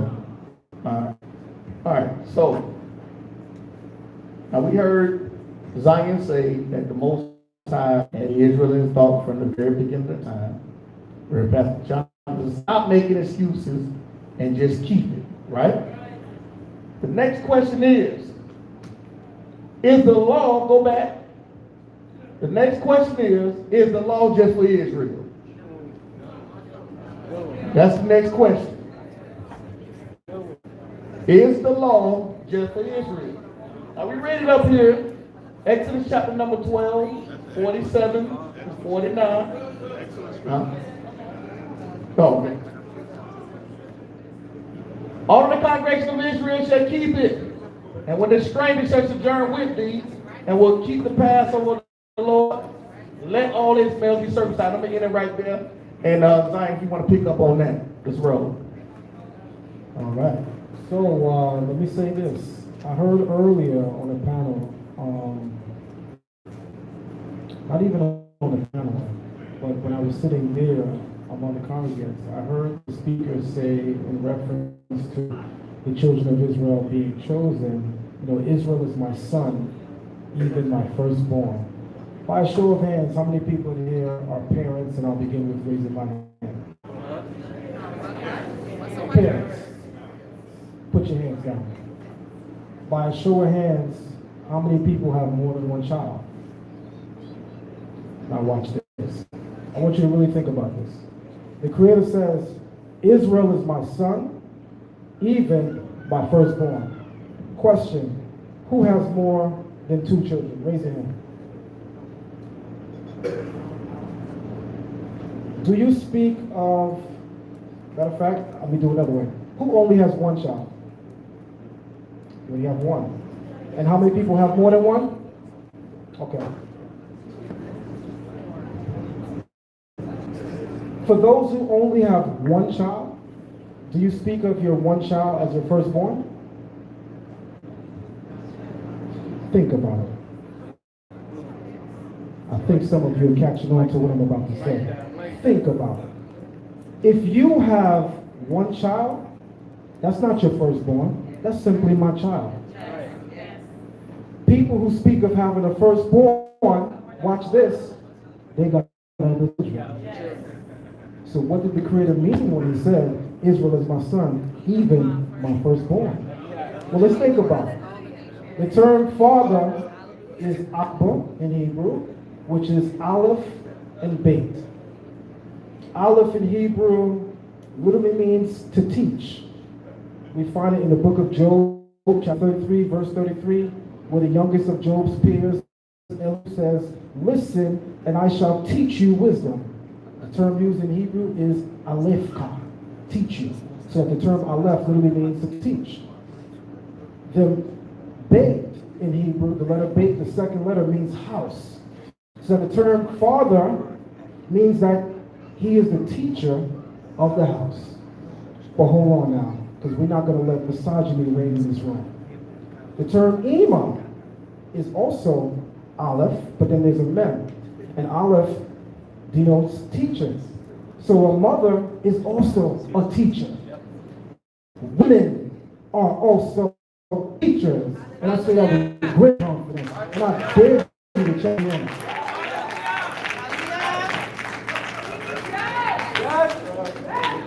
The proverb says, listen to the law, the teaching of your father, but forsake not the law of your mother. And the term for law is Torah, teaching. What am I gaining? Most people speak of fathers who are not in their lives. They say, man, yeah, that's just my father. He ain't my daddy. By a show of hands, anybody ever heard that before? To a father who's not in a child's life, the child would more than likely say, man, that's just my father. That's not my pops. That's not my dad. What it means is that unless you are interacting with your children spiritually and intellectually, you almost as it were, you're not my father. Because the very definition of a father is that you are imparting spiritual and intellectual truths to your children, which leads me to this point. The Torah speaks of the gifts that Abraham gave to his children with Keturah. The term for gift in Hebrew can go two ways, two words. There's a minka or there's a matan. A minka is a physical gift. Yeah, he fancy, right? A minka is a physical gift I present to someone. A matan is intangible. It's an idea. The word for gift used in Hebrew in reference to that which Abraham gave to his Keturah is not minka, something that's physical you can hold in your hand. It's matan, an idea. Hence why, in reflecting on how great the wisdom of Solomon is, the Bible says, and his wisdom was even greater than all of the men in the east. Who do you think they're referring to? The children of Abraham via Keturah. The point that I'm trying to make or establish is that when we come to understand what it truly means to be a father or be a parent, even the term parent in Hebrew, horah, means to teach. Literally, the word parent in Hebrew literally stems from the Hebrew word for teaching. So watch this. The Creator said Israel is his firstborn. And it means he has other children. But a father, by definition, is imparting spiritual truths. So watch this. This may be a little uncomfortable for you. Israel received the Torah, but don't you dare think the Creator himself has not given wisdom to every people on the face of the earth. That's it. And guess where that wisdom is first and foremost? In the very image that they were created in. Man was created Bezalel in the image of God.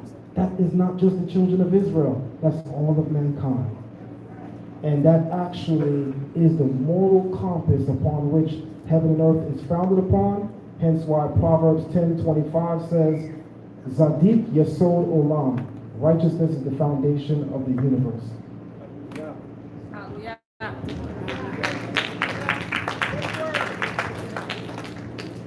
Can I be honest?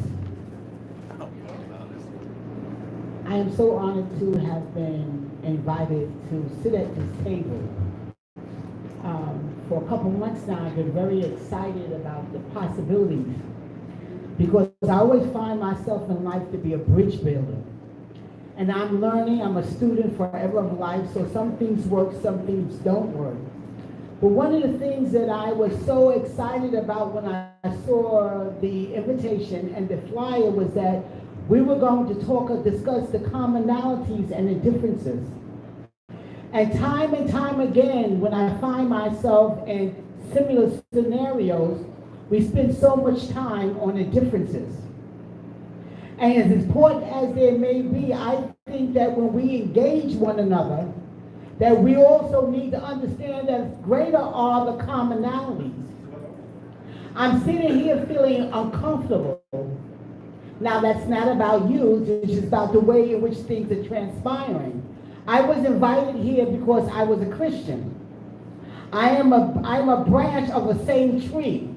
Now, every branch on the tree don't look alike, but we understand that the substance runs through each one. And when I gave the invitation, when I was sending the invitation to be a Christian, I'm coming to be me. Give you an example. A friend of mine wanted one of her pastor friends to come and do her revival, to preach the revival.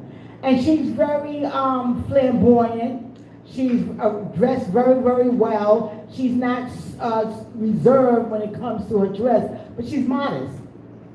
So the inviter said, well, I want her to come, but I don't want her to wear this. I want her to come, but I don't want her to sing like this.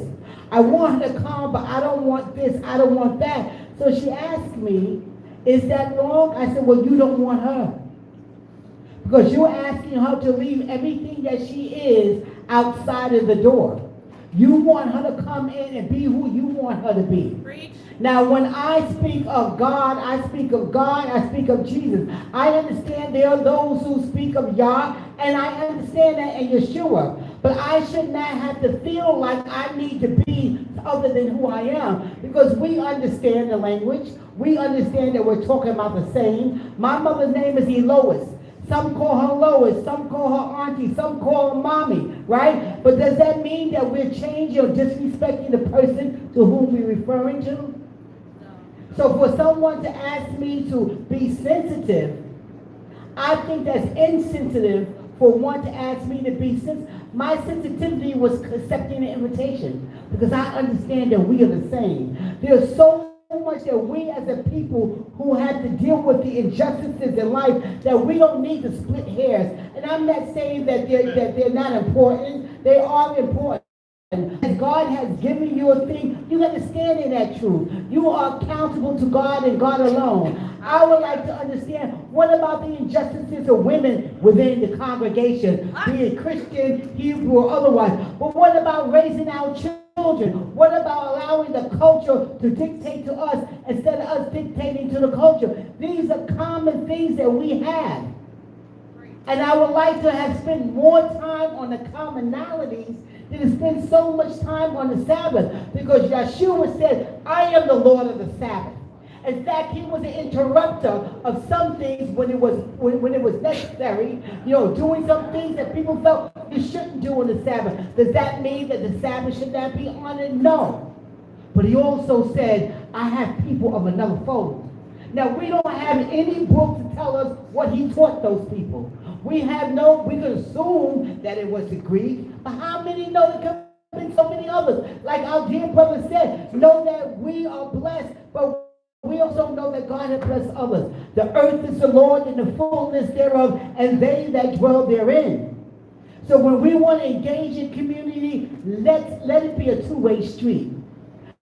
Let it be such that we receive others as others receive you. I'm glad to be here, but I hope that next time we really get into the meat of things and finding out our commonalities, because we are a branch of the same tree, and the roots run deep.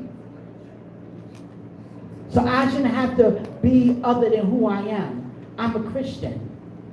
And I'm learning to be a Christian. I'm learning about who I am. And I'm learning more about Yeshua. Because Yeshua reveals himself to me. Yeshua came and made it personal. made everything that I thought about religion personal. So I want to be in community. So if I weren't a Sabbath keeper, could we be in community? Though I do. Could we really be in community? Can we get past that and really build community and then bring people in and people will stand together? Because remember, there's a lot of confusion. But if people stand together, there's such power in the collective. That don't mean that we're going to agree on everything, but we agree on 90% of the things. We can tear down the kingdoms of hell. Upon this revelation, upon this rock, revelation that Yah gives you when you're in the Torah, revelation that God gives you when you're asking questions, upon this rock, the gates of hell will not prevail. But we sit and look at the differences. The gates of hell going to prevail in every one of our communities, and that wasn't what Jesus came for. I want to say this real quick before the next person speaks. I want to say that I think that before we can do anything outside of here, we have to first be able to have a commonality to come together and talk. There's a whole lot of people that can't build anything, but people don't even want to talk. So I think this is creating I know this is creating an opportunity for brothers and sisters who would have never gotten together to be able to say, okay, now that I heard your heart, now I understand you, now let's move from here. The way things went, it could have went a different way as far as the questioning or as far as how this panel discussion was set up. It could have went away where we could have just been bashing Christianity, but it didn't go that way. So I don't want you to think that that's what we're here to do. That's not the point. The point is there's issues on the table. There's conversations that many people won't have because you have a whole bunch of people that are outside here on the corner, on the street somewhere, that are saying, y'all all going to hell. Every Christian is going to hell because you don't do it this way. And so I think that we have to be able to come together, have a discussion. This is what this is, discussion before the people, and then we just ask questions. This is basic reasoning and asking questions. So I don't want you to feel offended. And not only that, I prefer you to be who you are. That's why I opened up the door saying, this is who I am. Joking, that's my personality. So I wouldn't want anybody to change. In fact, when me and Only Love was talking about who would be on the panel, me and her worked together on that. And I say, when I came to you, I said, what about Zion? And we both agreed. We didn't care about that because we see way beyond that. Amen. And I'm trying not to go off of what we're doing, but I'm just going to follow the Ruach and how it's supposed to go. Okay? This is bigger than us sitting here and us talking about questions. This is it's way bigger than that. I just don't, let me say this. I just don't spend my money and my time. I ain't asked for a dime. And this is not boasting. I want you to hear my heart here. I travel, me and my wife. We travel. We got ministry. We don't get a salary. We work jobs. But because I love the Most High people, I'm willing to spend my own money, pay for my own hotel, travel, and do whatever I got to do for this. Because I understand I'm an Israelite, but that ain't getting me in the kingdom. I understand kingdom more than anything. That's what I had first before I knew I was an Israelite. So this is bigger than anything for me. I get the joy out of seeing that the Most High is pleased by his people sitting here at the table, having a reasonable discussion, and people are being edified. We get to the point after this, after I finish, I know they're going to speak, but we're going to open it up for y'all to ask questions. That's what me and Pastor Jonathan was sitting here talking about. So, because y'all got questions that ain't on the screen that need to be answered. And everybody at this table is capable enough of answering these questions. Okay? So I just wanted to inject that, add that too, so you can understand the purpose. So no one will leave here feeling as though that we were trying to beat our sister up or beat our brother up down there or beat our brother up right here. No, we love each other. And we just met, most of us. But yet, I believe from here, it's going to be something that's going to bring us together even more. All right? Sorry about that. I just had to add that in. Who want to go next to be able to add I that? just want to add, I never felt that was being beat up. No, I never said Okay, that. and I am so great. I'm a bridge builder, Mhm. and I have been so in many a circles. I've been in circles like this, right? But I was let us know the way that wasn't about the line of questioning, but we spend so much time and time again. That seems to be where we get stuck. I understand. But I am appreciative, and if it's like it again, I will come. Yeah, I just don't want the people to misinterpret what you said. That's all. That's the reason why I just went ahead and added that. So, anybody want to add next? Because I want to go and get this last question so we can open up for the floor. To touch on what Maureen is saying, Maureen, correct me if I'm wrong, there was a time where we were at odds. We were. Online. Yep. And you invited me here. Mm-hmm. And we've been in great dialogue for some time, but there was a time that wasn't necessarily true. Mm-hmm. I want to say, and I want to not have you agree, but ask, do you agree? What element made it so that you and I could see past our differences and acknowledge first that we serve the same God, and two, that we are brothers, and because of those variables, nothing can stop our relationship. Right. Was that not Torah? That's Torah. All right. So the Torah is at the base of all of our teachings. Every single person on the panel. Meaning the Word of God, because that's what the Torah is. And it's because of the Word of God that we can sit here and amicably trade different views. Amicably. Because not a single person on this panel has an intent to destroy even, I'm going to use today's language, some of the younger going to feel me throwing shade. We're not throwing shade, we're here to speak the Word of God. But more importantly, in a brotherly and sisterly fashion that reflects the Spirit of God. And I think we are successful thus far in doing that today. We are successful in that we can talk about some of our differences. Let me tell you something right now, and I'm going to say it the way my old school teacher used to say it. When he say right, he's R-A-T-T, right now. Let me tell you something right now. It's easy to sit at a table and agree. The true test of character is maintaining your spirit when a viewpoint is brought forth that you vehemently disagree with, but you still show your godliness by allowing people to speak. So while we definitely want to get to the commonality, we got to show our godliness. And to me, that's best demonstrated in how you deal with a different opinion. Hallelujah. Hallelujah. Pastor, you want to?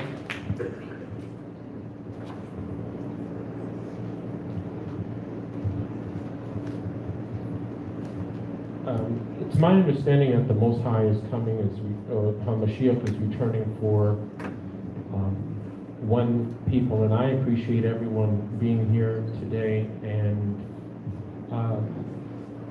I commend everyone who's here because I have tried for a very long time to get elders and leaders to come and sit at a table, and many people here as witness know it's been incredibly hard. So when people are able to come and sit, I would just hope and ask you, Maury, if this can happen more often, because if, we want to be the people that the Most High is calling for us to be, and as we come together, there's going to be differences. There's going to be commonalities, there's going to be differences, but if we're striving for unity, we can't ignore the differences. But we have to be patient with one another. No one's going to come and hear every single thing that flows with them. And so I'm asking everyone to be patient with the process. And just trust and know that Yah is bringing his people together. And You know, we appreciate and respect everyone flowing in their gift, but what is definitely needed is just more time, more moments like this where we can come, where we can talk and just grow. Our goal, our desire is to be as the assembly was in Acts chapter 2. Acts chapter 2, starting with verse 41, and it says, and they gladly received his word, were immersed. They that gladly received his word were immersed. The same day were added unto them about 3,000 souls, and they continued how often? Steadfastly in the apostles' doctrine and fellowship, and in breaking of bread and in prayers. Fear came upon every soul, and many wonders and sights were done by the apostles. Verse 44, and all that believed were together and had all things in common. And so I know that mankind says it's not possible. But if we have the Most High's Ruach HaKodesh, there's nothing impossible. That's right. What makes it hard is when we allow the flesh to get in the way. Amen. But I believe that it is possible, but it takes work. And hopefully that we're willing, and once again, we love everyone. I love everyone who's here, and this is just an awesome opportunity. But if we're just willing to put the time in, I believe that the Most High is going to work on each and every one so that we can be that unified body, because there's power in unity.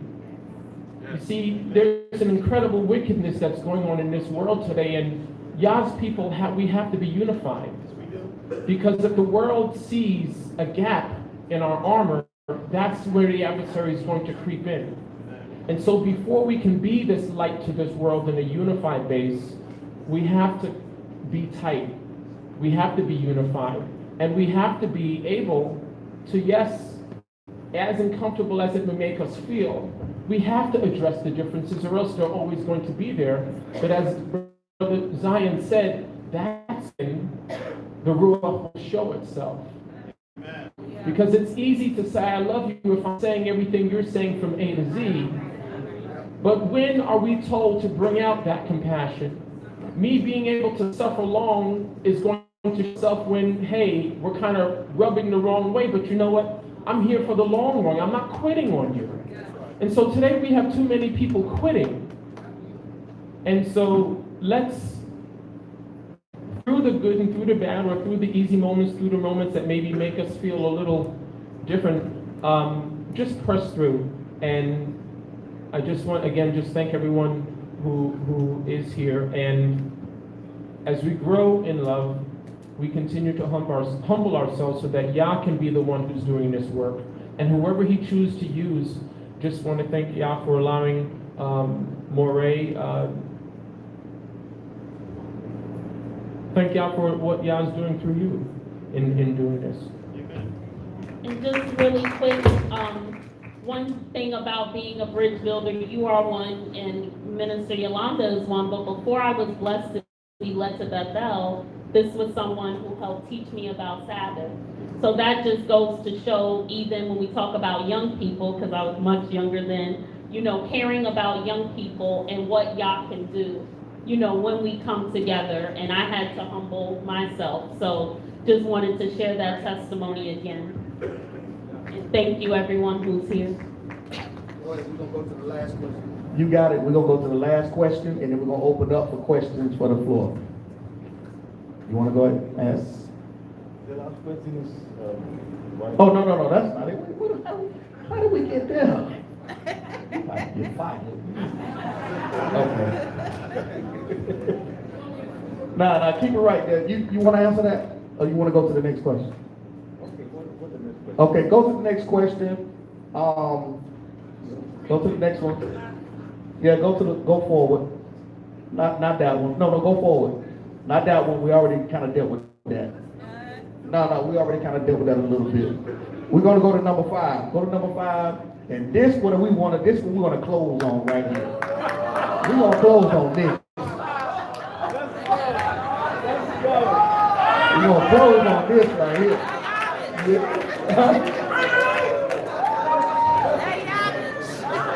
Pastor Jonathan said it's not going to close. Pastor Jonathan said that we're not going to close if we deal with this question.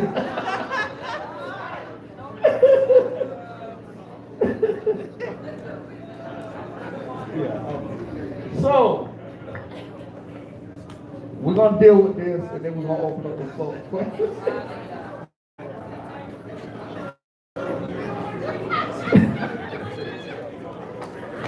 Okay, hold on. Do y'all want to deal with this question? Do y'all want to deal with this? Go ahead, Zion. Will you still leave me down with my pretty lady? Look, if you don't want to answer this question or deal with this on the panel, you can say pass. Okay, you can say pass. Do y'all want to deal with this question? Now your pastor saying don't deal with it because it's not going to end. But I think he might get overruled. Look, we're gonna deal with. Okay, I'm gonna ask Pastor, and then if he said whatever he says, then we're gonna go from there. Okay, I respect the house and I respect the leadership. Okay, so Pastor, do you think it's appropriate to deal with this in your house, in the house that the Most High has given you? I think that you might have some more fruitful and building questions in this one, because history, it's not going to end in this time that we have, and I want it to end in shalom. Okay. So we're definitely not running away from it because we've handled it. I got you. But with the time that we have, I think it'd be wise to address some more, just another question. Okay. Okay. But this what we're gonna do. Pastor Kelly's gonna say something, and then we're gonna open the floor for questioning. You can ask any of them up here any questions, okay, that you may have biblically that you want to get an understanding on. All right. The intent, the reason why this is added is because of the fact that we're dealing with this heavily in our community of Israelites. Okay, so I just wanted to ask that question, but we're not going to deal with it. If you want to talk on a sidebar conversation in the back with me or someone else, then we can do it on the sidebar. But then we're going to open up for questions after Kelly. I didn't hear the last, I wasn't here on the question before that about the women's role in ministry. And then also, of course, the question was asked about polygamy. And I'm going to say this, and just about everyone on this panel, as far as Zion and Only Love, Pastor Majors and some of you guys here, I had to deal with a high level of embarrassment because standing on the last two questions that was asked, I wasn't here on the women's role. But there's a lot of divisiveness that's out there. There's a lot of ugliness out there, and I can understand why Pastor chose not to even go into this discussion. Because for me, I've been on the receiving end of ugliness from both sides, whether it's from the Christian community or from the Hebrew Israelite community. To the point to where my own wife, who's not even on social media, got brought into a discussion that shouldn't even gone there. Dealing with what? Polygamy. Because I teach against it, and I can stand on the word, but why should it get to a place that someone brings another person's spouse into the conversation and insults her? And it was ugly. It's on my page. And also mock that she's a woman elder. I'm not just speaking just to be speaking. I'm speaking from experience of what I'm dealing with right now, and I can understand why Pastor chose not to do it right here. And I understand why, because it's still a house of worship. We want to make sure we lead exactly in the peace that we are required to have. It is a big issue, but it should not be an issue to where it gets to the point that we can sit and tolerate the ugliness that we're seeing. Again, my wife was mocked publicly verbal threats were made against me and my family publicly. And because of we or our people taking on the behaviors of the people that oppressed us with the pitchforks and coming out with the herds to lynch one another, that I had to be embarrassed. My wife had to be embarrassed. My children had to be embarrassed. All for the sake of what? A disagreement? So for the sake of being what? One. I know for sure it's wise. Let's have this discussion, or pull me aside, or pull one of us aside. So again, I just thought I'd share that with you. You can look on my Facebook page, because I put the video up on my Facebook page. I stand on all the word, all the truth. And I'm an advocate for the women in our community. Because in order for Israel to truly be healed, we have to start treating the women better. That's the word. Well, you know what? I understand we have to treat each other better, but when I look at the women, I saw the sister, I can't remember what song or what poem she wrote. She said, in our community, she feel like she's black twice. Because yeah, we got to come together.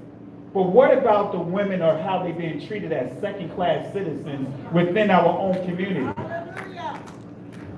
So I just want to just put that out there, and I'm in total agreement with Pastor here. And I just want to share my testimony of what I'm dealing with right now, because guess what? We're all about coming together. But yet we still have to deal with the divisiveness on both sides.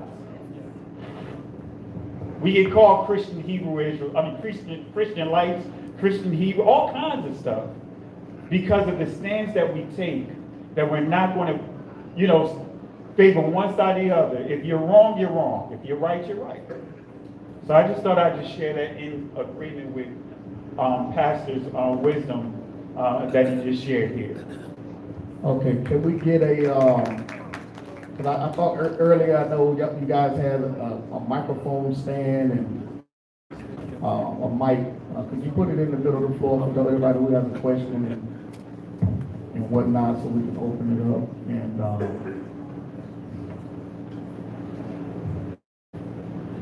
there's definitely time to be able to ask whatever question you have.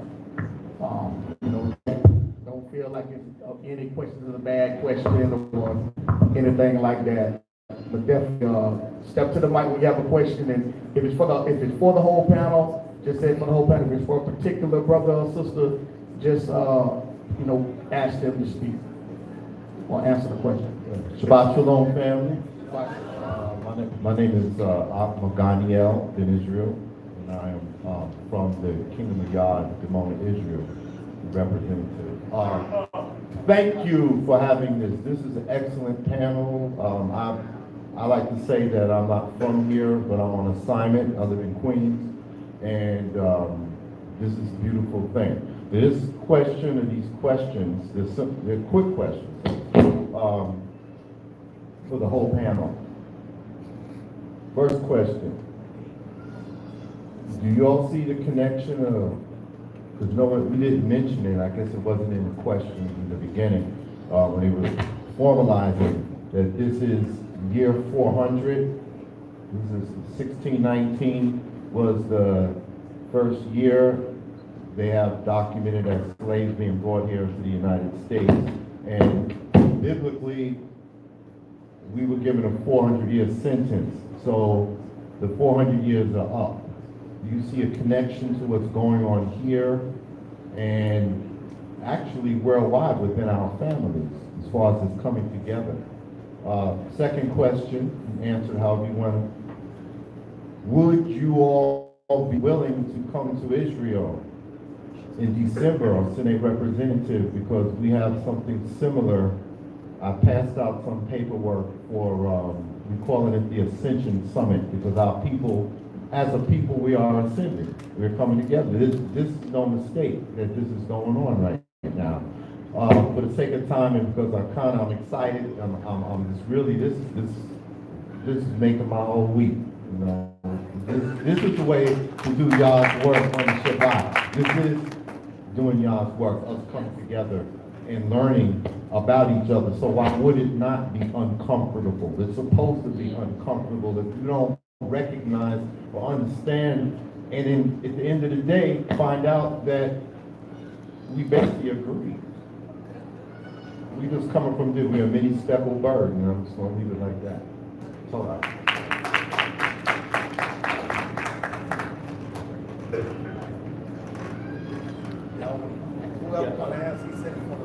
All right, yeah, I think, speaking as a Ghanaian, those of you who have been watching the news, especially not from the mainstream news, but other channels of news, you know that the president of my country, President Nana Akufo-Addo, he went to the Caribbean and other places trying to whip up the enthusiasm of the year of return. Because those of you who are students of history, when you go to Ghana, there are 2 towns at the coast that have castles through whom or through which the slaves that were brought from other parts of Africa were shipped out of the west coast of Africa. And those of us who have been privileged to go to these castles, there's a small door that leads directly to the sea from the castle. It's written on top of the lintel, there's a door of no return. And like the brother said, 1619, officially documented information is when the first slaves left the west coast of Africa through Ghana, through these castles, and they were brought to America to do whatever. Hello? To do whatever they had brought us here to do. And so after 400 years, and I want to believe that those who thought about this year of return may be biblical students. Because when we read the scriptures, we understand that God told Abraham that you will be sojourners, your descendants will be sojourners on a foreign land for 400 years. And after which, by my right hand of power, I'll bring you back. Or I will assemble you, I'll bring you back to the land that I showed you. And we know that through some kind of either disobedience or whatever, they spent 30 more years. So they spent about 430 years in slavery before they received their deliverance. So I believe that as black people, regardless of whether you're from mainland Africa or African American, we are all black people. And that when we come to the consciousness or the spiritual consciousness of who we are, not only shall we physically remove ourselves from America and go and live in Africa, but spiritually we can live a life of liberation. Because I know that Bob Marley's wife lives in Ghana. Rita Marley lives in Ghana. I've met a few black people who have gone back to Ghana and they are buying lands and building houses and establishing businesses. Because we believe that black people have powerful purchasing power, over 2 billion or 2 trillion, that we can use it to develop not only black people here in America, but our black brothers and sisters in the mainland Africa and other places where African people live. So I think it is very significant that those who are very much aware of what is going on with the year of return, if you have the resources and the capacity and the ability to go back to either Ghana or to Senegal, to Nigeria, to South Africa, because I know that some Christian organizations are organizing some people to go to these 4 countries. So if you are interested and you very much want to make it, we can be of help to you to get the information.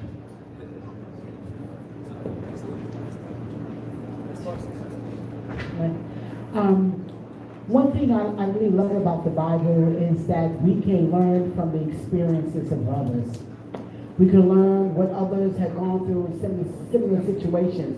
So when we as a people here in America begin to see ourselves in the Bible, begin to see our plights and our situations depicted in the Bible, we begin to put a demand on liberation. And the liberation theology was birthed out saying that Moses led his people out. So here we are 400 plus years, and there's a number of initiatives worldwide that are convening in many of the countries that our brother just cited. And there are those who are making pilgrimage who have not made pilgrimage. 3 years ago, I had the occasion of going to Ghana, and we went so just to go and just to feel the country out. And in that place of the door of no return, when we went through the castle, the next day we went to Kumasi. And in Kumasi, they were in mourning of the Queen Mother had died.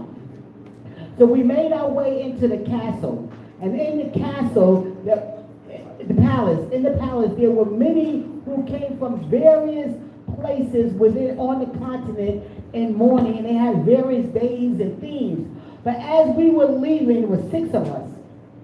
As we were leaving, I was one of the last to leave out.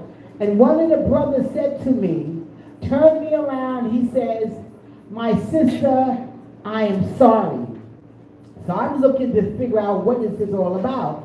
He said, "I am sorry for what we have done to you." So he was repenting for the sins of the nation. And he then said, this is what really got me. He says, "Come home, we need you."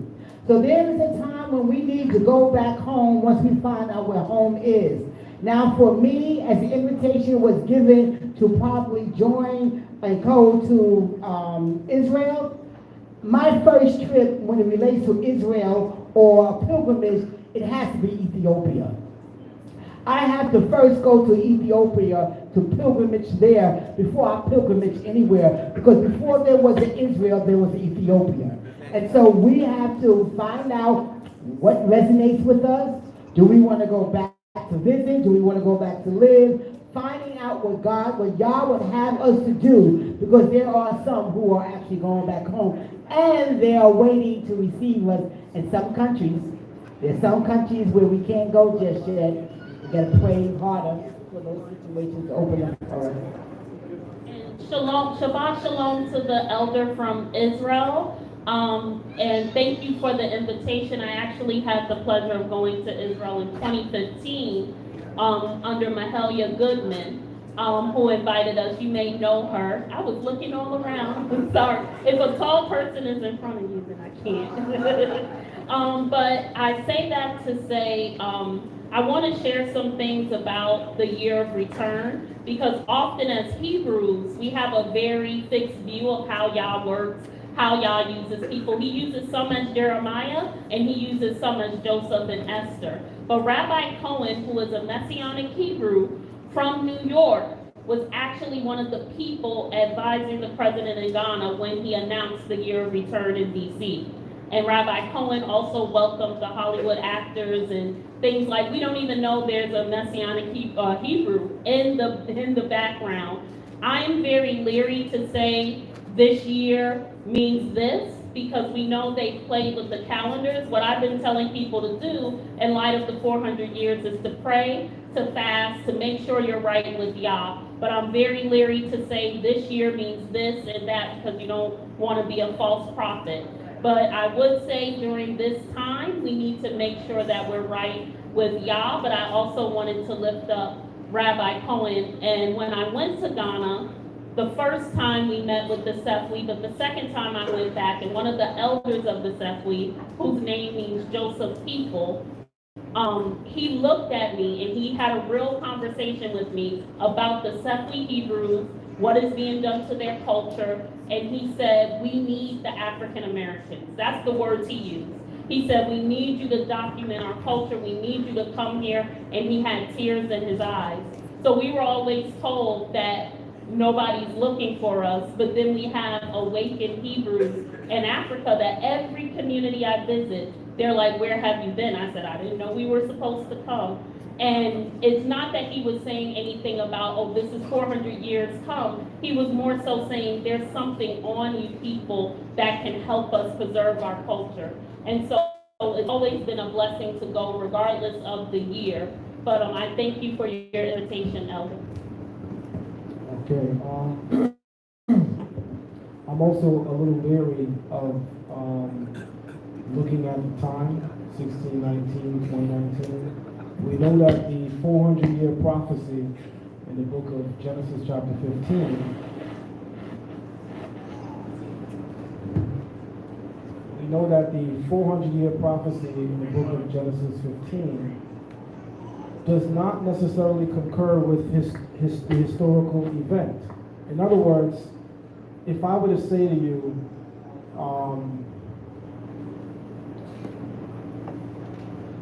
something happened 400 years ago, does that literally have to mean 400 years to the date? Wouldn't 400 years ago also be 412 years? Wouldn't about 400 years ago also be 410 years? So watch this. The prophecy says, they shall be afflicted for 400 years, correct? Just want to make sure I'm not alone. Genesis 15. In reference to the children of Israel, the seed of Abraham. They shall be strangers in a land that is not theirs, and they shall be afflicted. They shall serve them how many? 400 years, right? But watch this. The book of Exodus says the children of Israel left Egypt in the 430th year. In reference to the day of the Lord, the Bible says no man knows it. When the Creator revealed himself, it says it shall be like, it will come like a thief in the night. You're not prepared because you don't even know when it's coming. So beware of timetables as it pertains to this topic, because the Creator actually want to catch you off guard. Because then I know you're living it. You know how many people really think that this year is in fact the year that we're going to be released? So everybody's on their best behavior in 2019. You're not catching us in the real you with that respect. If God tells you the day and the time and the hour, then surely what are we good at as humans? Performing, acting. And that's exactly what we're going to do. The Creator want to catch you in the raw. In the New Testament it says, and I love this statement in the New Testament, it says, not even an angel in heaven knows the day nor the hour. So who do you think you are? So saying that to say, family, yes, we know it's documented that 1619 is the year that slaves came in, but consider the context of Genesis 15. We were taught that we would be enslaved for 400 years, but the reality is Exodus 12 shows us in the 430th year we came out. Trust me when I tell you, we don't know the answer. And I guarantee you, and I'm going to be on record, 2019 is going to pass. Watch. Last thing I want to say is, we're not here to really agree on everything. What we're here to do is to demonstrate that we can have amicable conversations and share our views and respect and love one another for those views, even when they are against what we believe. So with that, I want to say, I think a little differently about Ethiopia being before Israel. In the book of Ezekiel, chapter 37 and 38, the children of Israel are said to live in the navel of the world. Where is your navel? The center of your body. Who knows from which point a fetus grows in its mother's womb? What's the first point that is growing? Is it the head, is it the legs? Somebody, anybody? Huh? Navel. How are you connected to your mother? That's the very first thing that grows. The land of Israel itself is referred to not as the navel of Israel. It says Israel is the navel of the world. We begin from our navels. Now watch this. The term Zion in Hebrew, which we call Zion in English, it comes from the Hebrew root Ziyah. Zadeh Yod Hey, which quite literally means in Hebrew, the starting point. Are you hearing me? The term Zion in Hebrew literally means the starting point. The starting point of what? Creation itself. The world was created from the land of Israel, the belly button out. And we could dialogue any day a little bit more depth on that.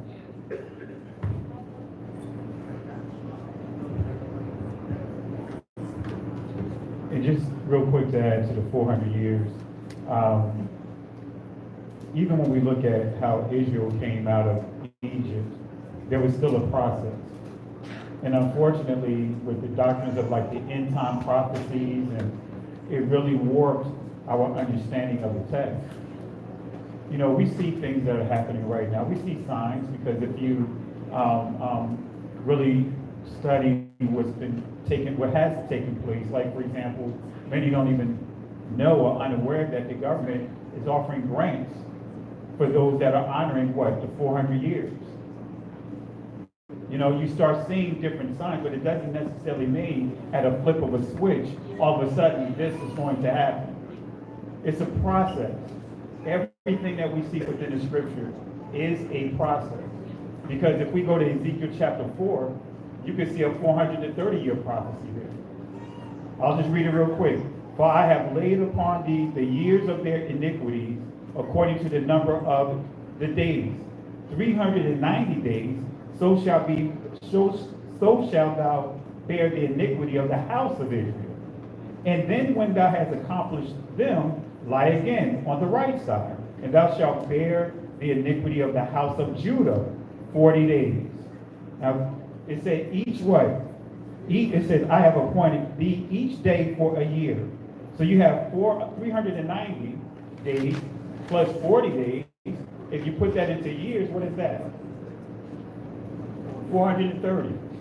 So again, this is where we have to be careful, because so many cults rise up off of spook prophecy, end time prophecy. How many of us remember the Y2K bug? Right? The bug that didn't happen, right? I'm in technology and I made so much money off of that. Why? Because we were treated like first round draft picks, right?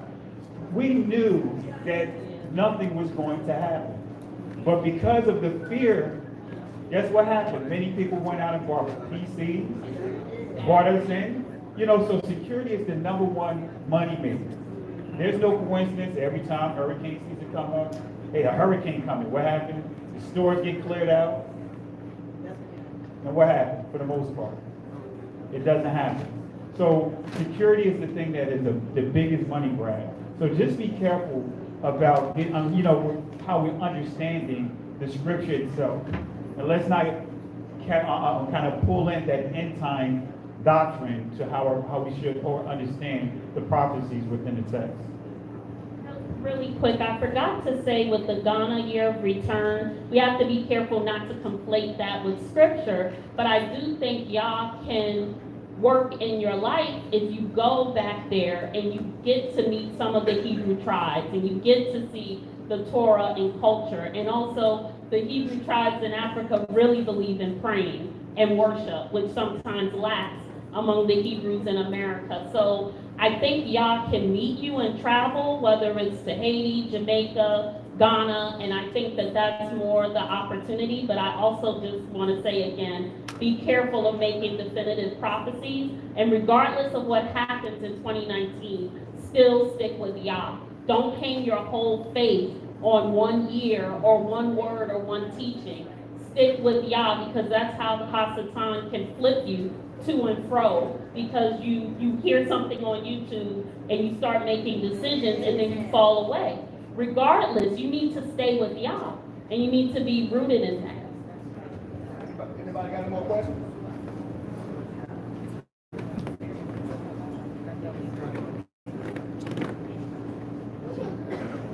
This is a question that was on the monitor. I just ask a partner to just answer as briefly as they possibly can. Or, you know, it's one that says it's a law for Israel. Because you said you could ask any questions, so I'm just throwing back this question. What's the question again?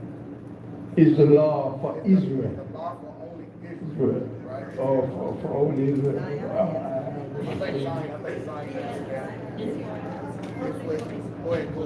Yeah, don't believe the law is only for Israel. Israel was chosen to bridge the gap between God and mankind. That which bridges the gap is the Torah itself, the law itself. The spiritual precepts that come together to form what we call the Torah is not just for Israel, although it was given to Israel. It's for all of mankind. Sadly, many Hebrews forget our calling.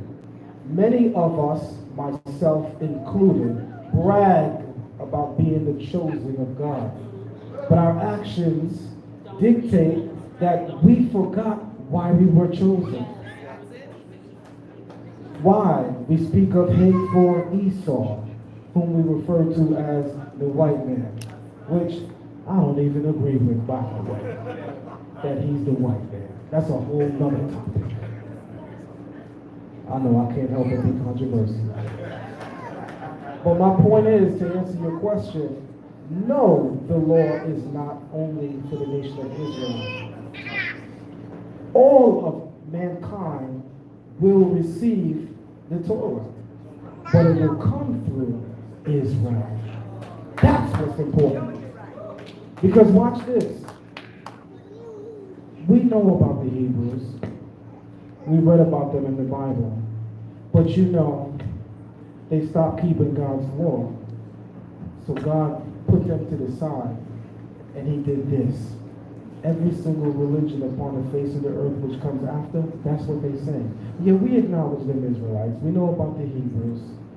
But they kept shunning God's law. Every time they sinned, they would come with a sacrifice. Come on, y'all heard it. I'm not the only one. You know what they said. Every time they sinned, they just brought a sacrifice, and then they were forgiven. Well, that right there reflects that you don't even know Torah.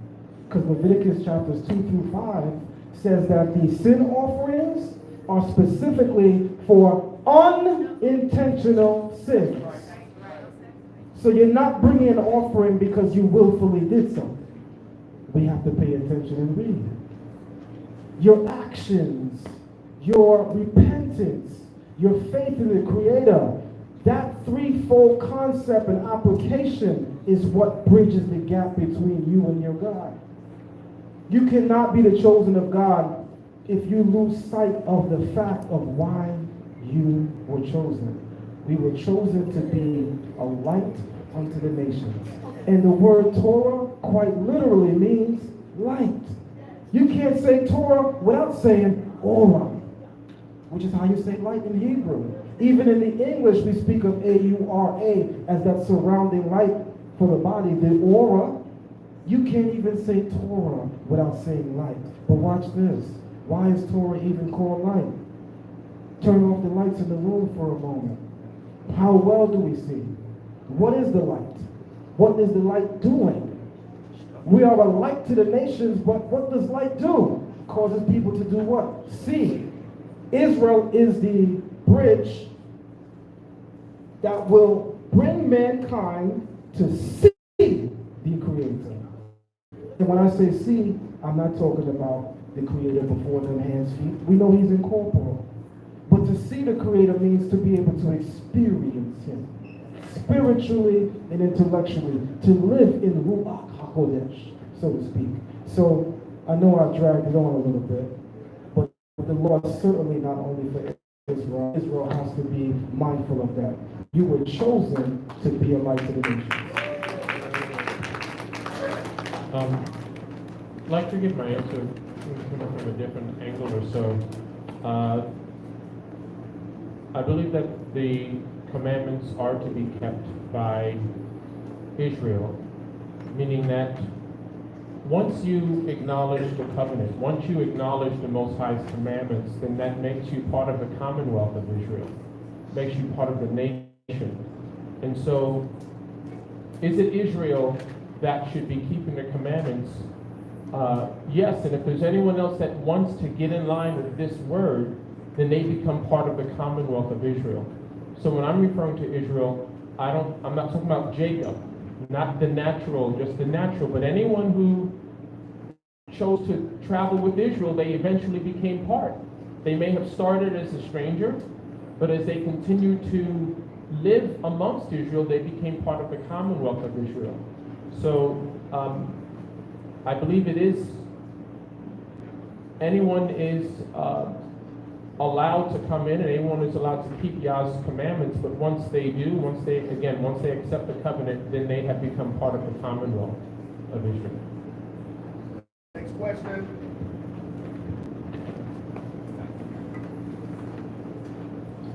You have about 15 more minutes. Shabbat Shalom. Okay. So bear with me as I try to word this.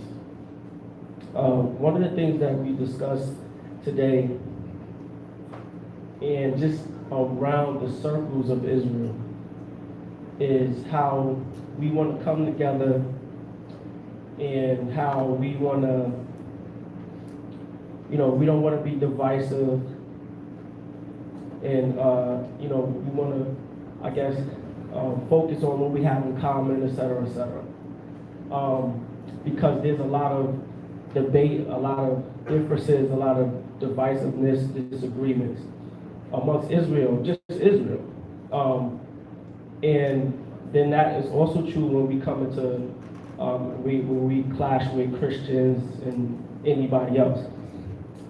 But amongst the body of believers in the scriptures, my question is, why is there divisiveness if we know in scripture clear and plainly that it says not to add or take away?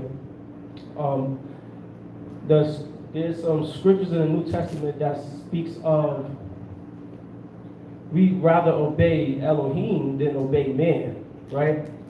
So knowing this, why does it seem like when emotions get brought up, when certain topics get brought up, right, that we run from that or we avoid it, right, in order to keep peace so that people won't feel beat up or et cetera, et cetera. But how do you feel beat up when we're talking about the word? How do you feel offended when we're talking about plain scripture? The Most High said it, it doesn't matter how you feel. So we run away from topics such as polygamy, for example. And we say, oh, I don't want to mess with that because, and this is no offense to nobody, but I'm using this as an example because we don't want to touch that because emotions get involved. But from what I read in the scriptures, the Most High never cared about nobody's feelings. The scriptures is always very honest. It talks about our fall. It talks about our rise, the things that we do well, the things that we do bad. So, and I'm not taking no shots at nobody, but when we start saying, let's not focus on our differences, then why do we have differences in the first place? Isn't this supposed to be about the Father's word? It's not our differences. Let's focus on what he has a problem with, and let's be in line with him, right? Let our issues be his issues, right? And let the things that we promote be the things that he promotes. Let's hate the things that he hates, and let's love the things that he loves. So my question is, why are we afraid to touch certain things, talk about certain things, deal with certain things? Because of divisiveness. Well, really the question is, why is there divisiveness, period? Because if there's some divisiveness, then that means that somebody's dividing themselves against the Father's word, and that's a problem. So why is there divisiveness? I would like everybody from the panel to respond, please.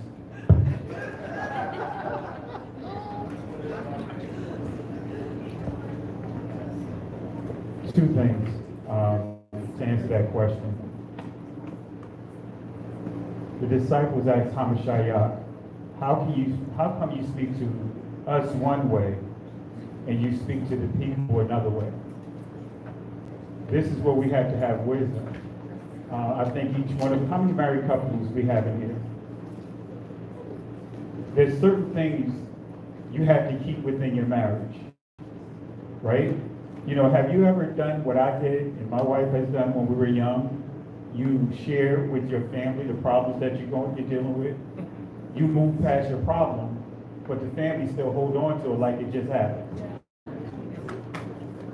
This is where we have to use wisdom. This is why the Most High, this is why Hamashiach gave the understanding of the parable about the soul, the seeds. Not everyone has the level of maturity to be able to engage in that type of conversation. Not everyone that call themselves leaders are actually leaders that are what? Fertile to be able to handle that type of conversation. So as the leader of the house, the moray of the house, that's where wisdom has to come into play. You know, to know when to have these conversations and when not to have these conversations. Because oftentimes, even for the sake of this time, even that discussion is something that cannot be summed up within a 10-minute conversation. So so I just want to just kind of use that example why things are handled a certain way.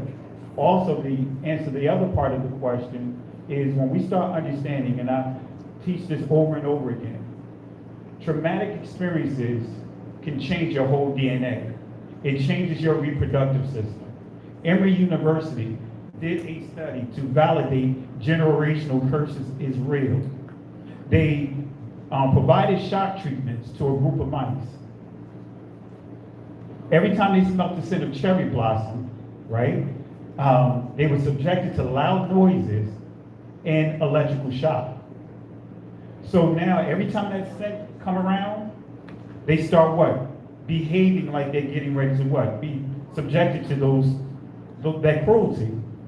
To their surprise, they had offspring. The offspring they were not subjected to those same things that the previous generation was, but they still what? Exhibited the same behaviors without even having to go through the same experience. Then they took it a step further. They took mice that weren't even part of that and meshed it with the second generation. The mice that they infused in there did not exhibit that same behavior, while those that were descendants through the bloodline of those initial mice, they still shared those phobias. So what I'm getting at is, every last one of us are descendants of a people that were subjected to that shock treatment. And what you see is the behaviors that has been handed down because we've been altered. Our DNA has been altered. How many of us get nervous when a police officer get behind you before you even had your first encounter?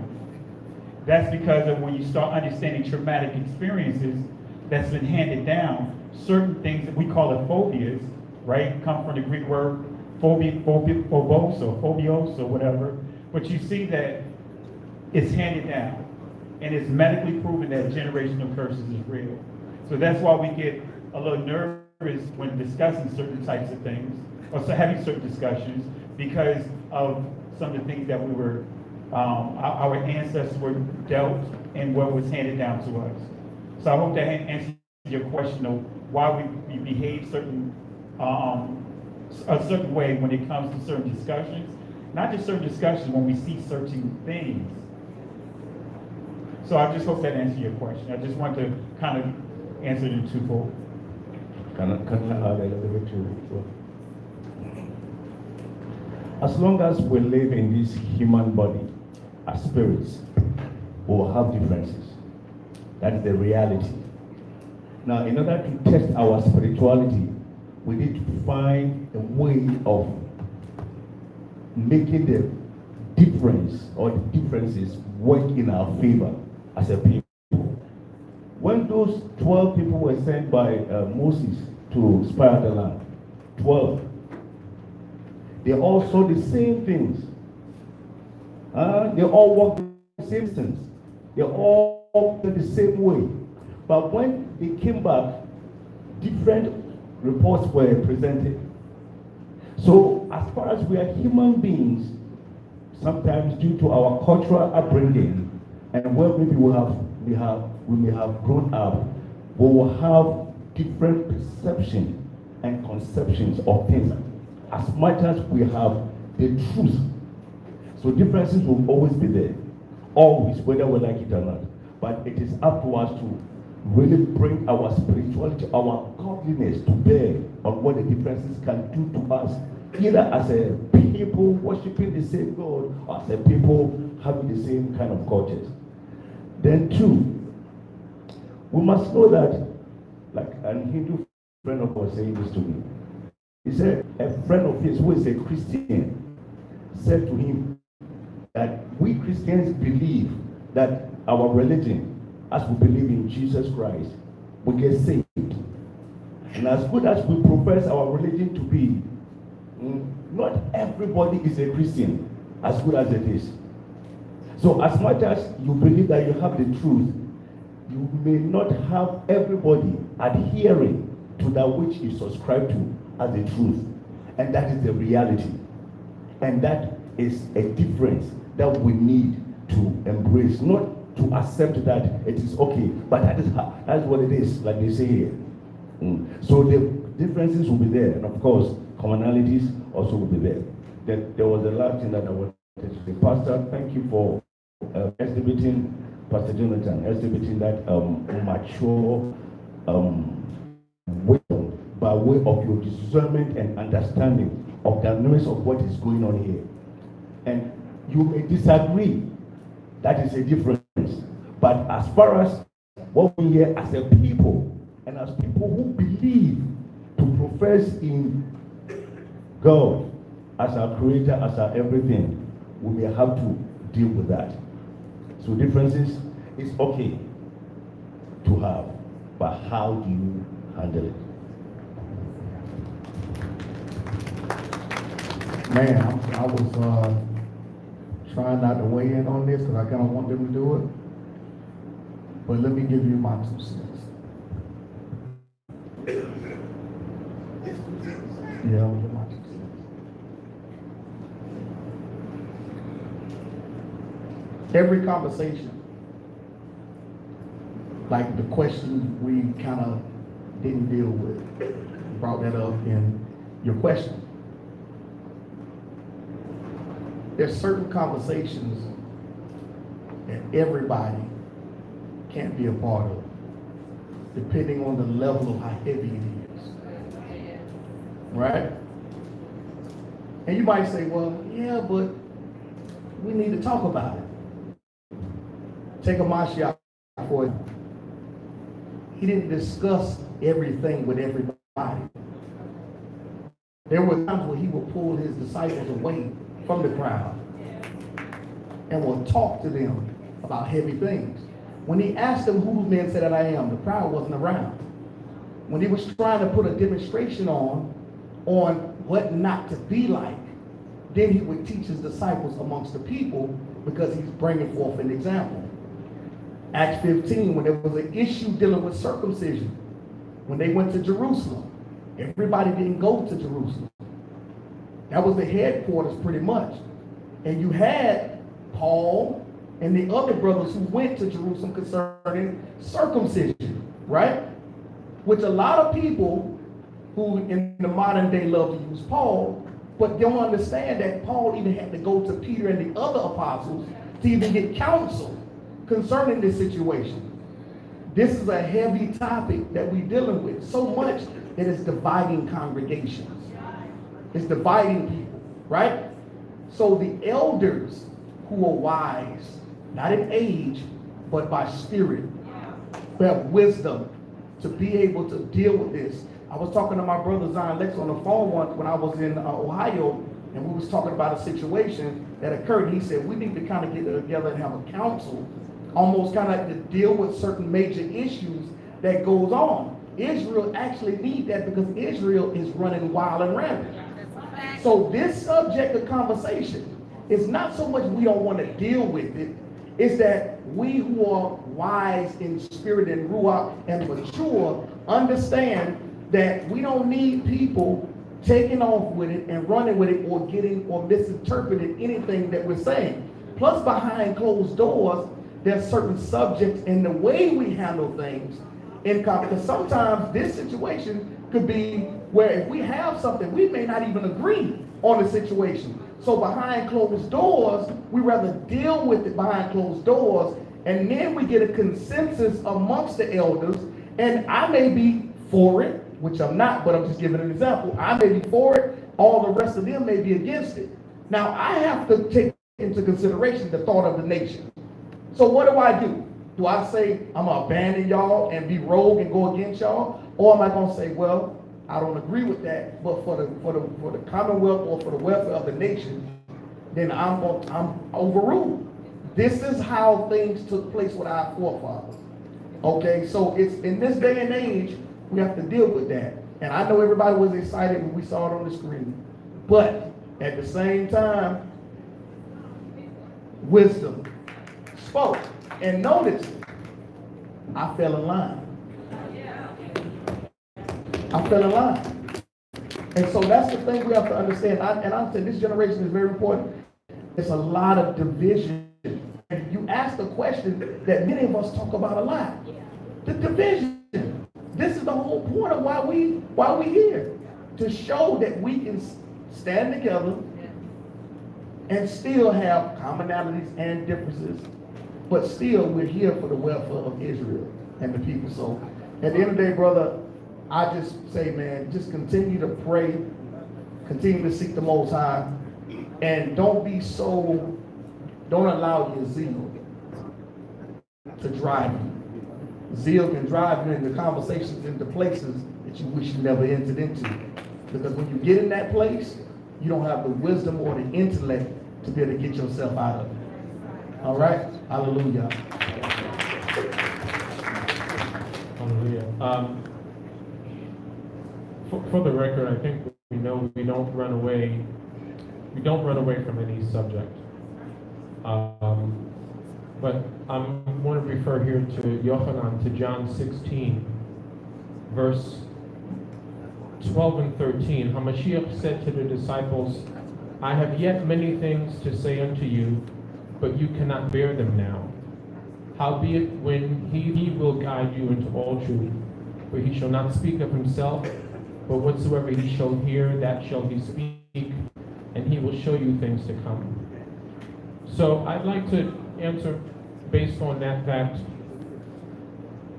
Honestly and sadly, we all don't have the ruach to handle certain subjects with the right ruach. And so why can't a certain subject be handled now? Because as we have seen, everyone doesn't have the ruach to talk to one another. Everyone doesn't have the ruach to even just be humble to what the scriptures themselves say. So not running away from it, but I believe that's, just the answer, that everyone does not have the ruach to handle it. And like I said, Hamashiach said, listen, there's things that I want to tell you. He wasn't running away from it, but he knew you can't handle this without the ruach. What I would say would not make sense. You'd probably mock, I don't mean me, this is what Hamashiach is saying, they would probably mock what he said because they just don't have the ruach to understand. So that was the answer to the first thing. The second point that you made, I think it was a great point, that we should really be concerned with the differences between us and the Most High. What issues does Yah have with us as a people, right? Subjects concerning the Shabbat, I would hope that we can all be on one accord with it so that we can really handle the prime issues. In Isaiah chapter 1, the Father's issue was not with the Shabbat, but it was about justice. It was about others not being treated fairly. So the issues that drives Reverend Yolanda are incredible and very important issues, and we should be, that's what we should be talking about, because those are the things, as I said, that the Most High saw separated him and Israel. Yes, y'all are keeping the feast, but what did he say in Isaiah 1? Away with them, right? his issue was not them keeping the Shabbat and them keeping the feast. His issues were things on another level. And so, but before we get to that, we have to have the basics together. We have to be unified in the basics. The Shabbat is the most basic thing. And in order for us to be real and to really handle this issue as I believe the Most High wants us to, we have to be in line with these basic things. So we should address the differences, the things that separate us as a people from the Most High. These other things is the Sabbath. We should handle that amongst ourselves as a nation so that we can move on and just come higher in being who He wants us to be. Shalom.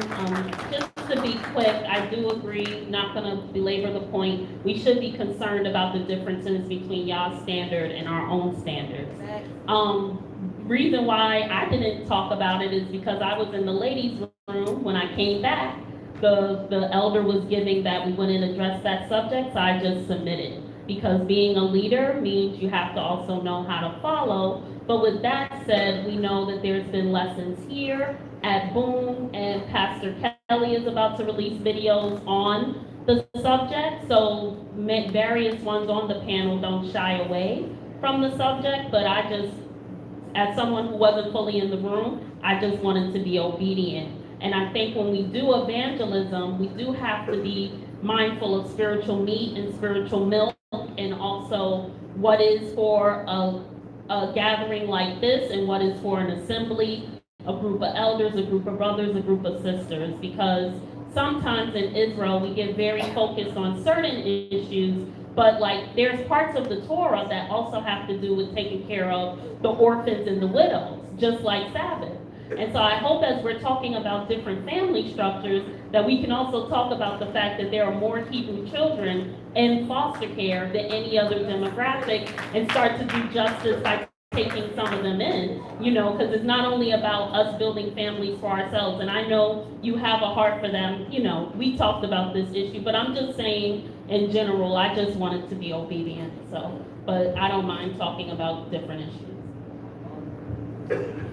Again, I thank God that I was brought to this table because it's in discussing the differences, whatever they may be, that I come to understand the people to whom I'm called to. And one of the things in building the bridges is that in discussing the differences, I also have to find a common thread. Because in that commonality, I'm able to build a bridge that's short. Understanding that in time, things may change. I learned things, the differences. It's like eating something different in a restaurant, that, reducing it down to a restaurant. But unless I try something different or ask someone about something that's different, I will never know. And it was because I was willing to challenge the text and challenge what I was taught. When the text revealed itself to me, I now do some things different. But I don't want to spend all of my time, my precious time with you, with us, not my precious time, but our precious time, and where we don't get to the places that we need to get to in order to fortify ourselves. I believe in the Nimrod principle. God understands power in the collective, but I don't want to belabor the differences, touch upon them, try to find some common ground, but we got to move on to where we look at the commonality so we can fight the foe that's really against us, and we'll find out we come together unified.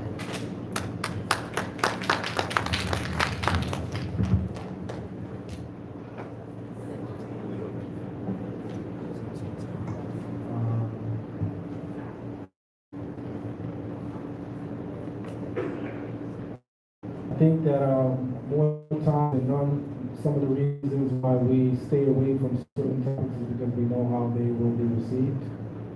So I know me first and foremost, because of my stance on this particular topic, and to try not to speak on it publicly too much. I'm a writer, so I've authored books on this topic. I have a book entitled Matriarchs of the Covenant, where I talk about the greatness of women, and in there, one of the first things I tackle is polygamy. And I want to give great respect to Pastor Jonathan by not saying what I want to say, so I can't say what I want to say. But with that being said, I truly think that it's important that we follow the design of the Creator. In more ways than one, my answer will be telling to him or her who has an ear. It's very important that we have the design of the Creator at heart. And in a nutshell, I know who the Creator presented to Adam, and I'll leave it at that.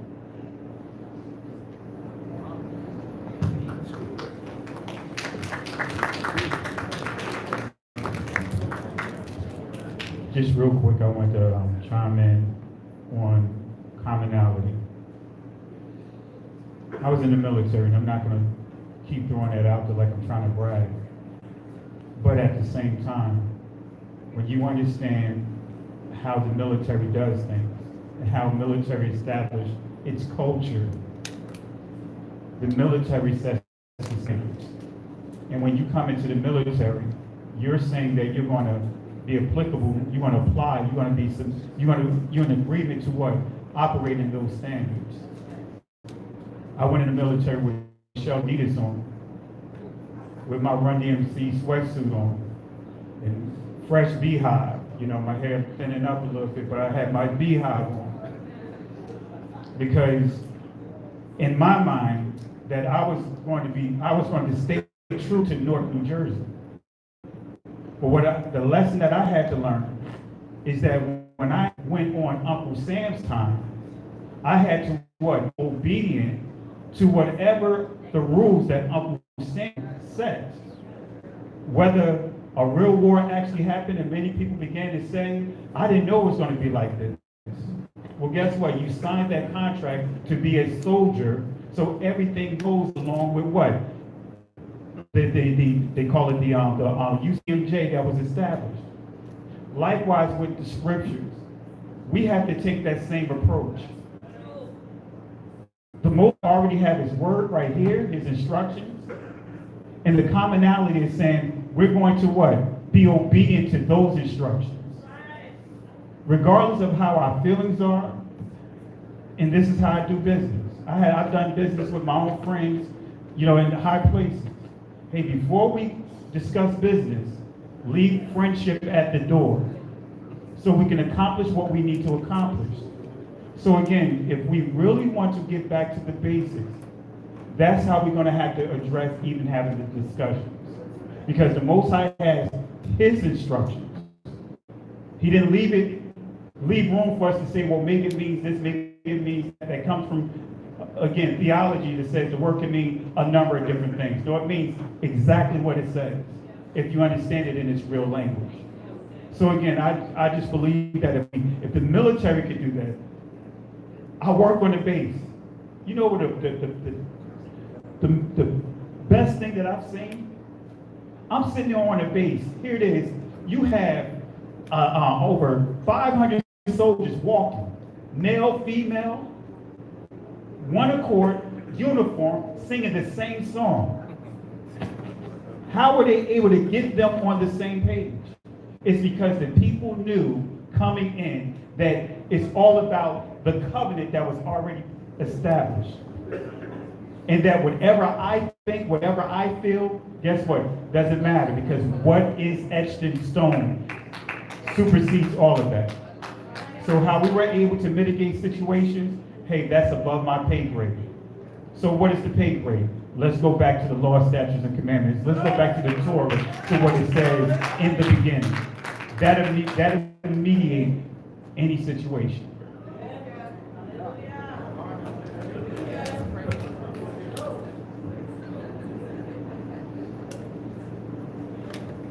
Shalom. Just a simple question, because I like to lighten it up slightly. Yeshua, Jesus. Is there a difference? Is there a Christian Jesus and a Hebrew Yeshua? And where do you sit on that? And if we could, everybody give the response back down to 2 minutes apiece, would be good.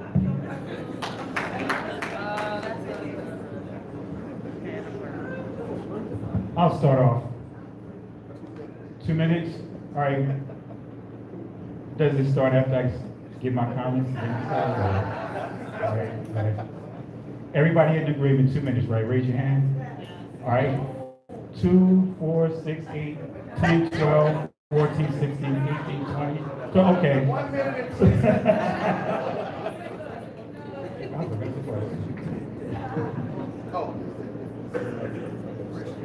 Oh, yeah, the Christian. We have to be real. When we look at language, for example, every language is going to point to its culture, the deities that it worships. When we look at the Greek language, it's going to point to what? Its culture and deities that it worships. Even though it's transliterated, the Hebrew culture is going to, the language is going to point to who? Everything that's associated with the culture. So when we look at it, and we have to be real and hit it right on the nail, when the Romans, when we start dealing with Constantine, he brought in another type of Christ. No matter how we look at it. And everything that he brought in is what? Associated to what? The Christ that what? He sees.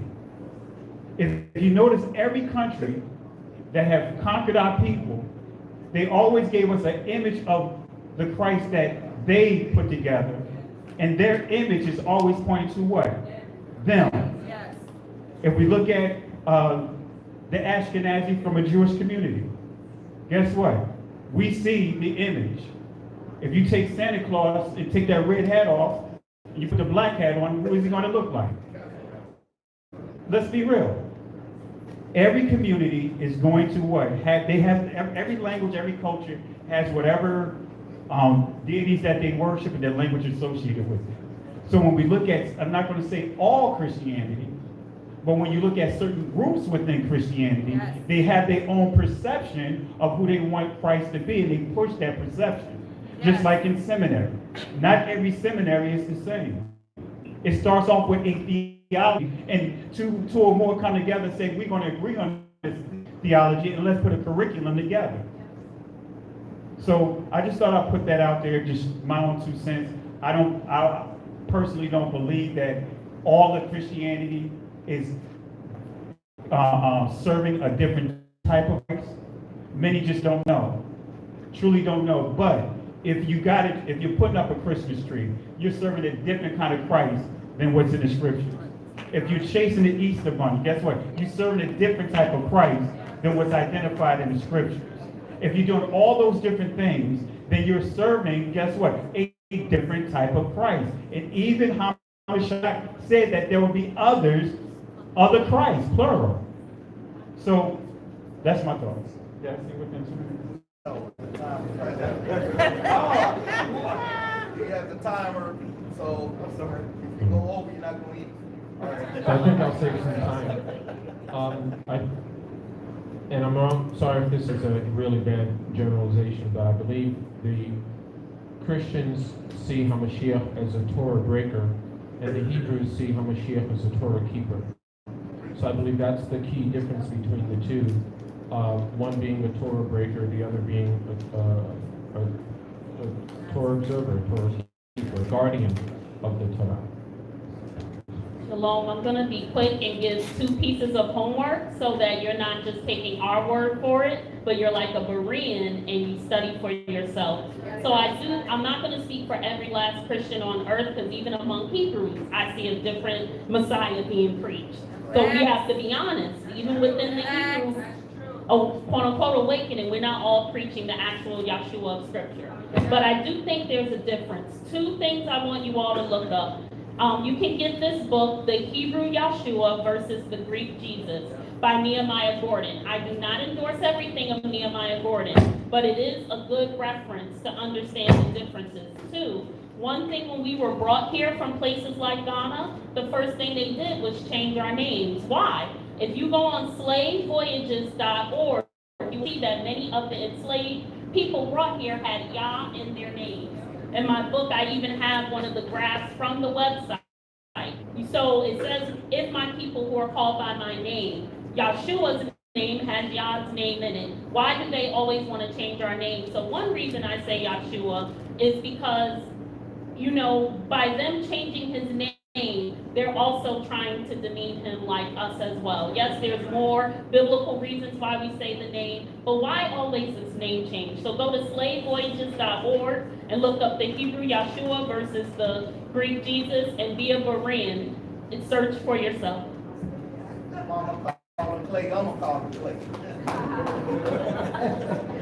Well, we know there are implicit biases, as many have already stated, as we approach Scripture.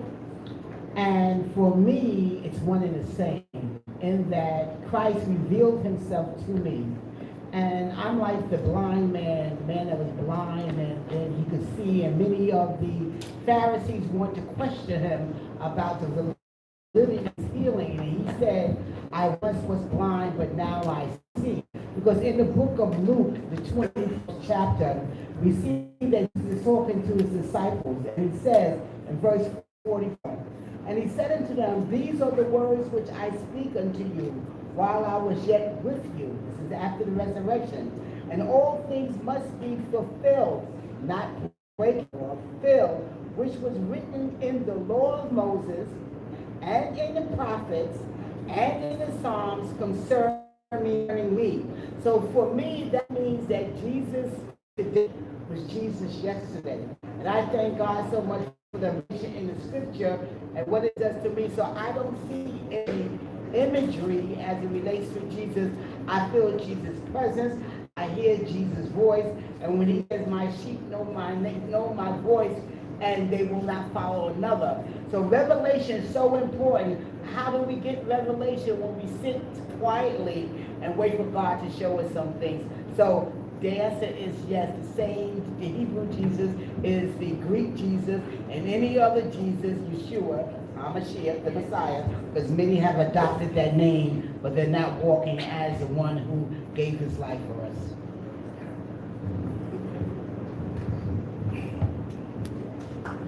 Jesus, white or black?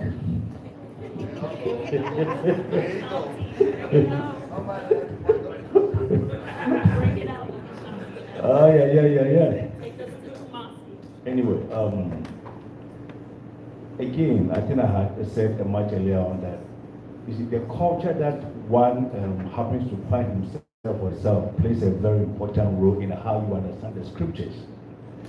Now, for the white folk, they presented Jesus to us as a white man because it was a white supremacy that they brought to us. To be honest with you, I have ceased to really imbibe or embrace the so-called Christianity that most Americans profess, because it is the white man's culture of superiority or the westernization that they brought to us under the canopy of Christianity. And so, having grown up and having understood certain portions of the scriptures, I don't buy into their concept of Christianity, in the sense that the thing that I see them do to us, or they did to us and they are still doing to us, is contrary to that which scriptures say, or Christ, Jesus, or Yeshua HaMashiach really teaches.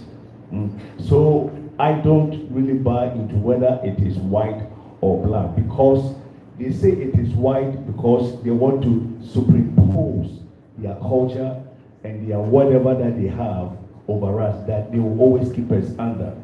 And when you say he is black, how do I, as a black person, relate to a white guy or preaching the gospel, good news or the great news to that white guy when he knows that he is higher or bigger than you are culturally?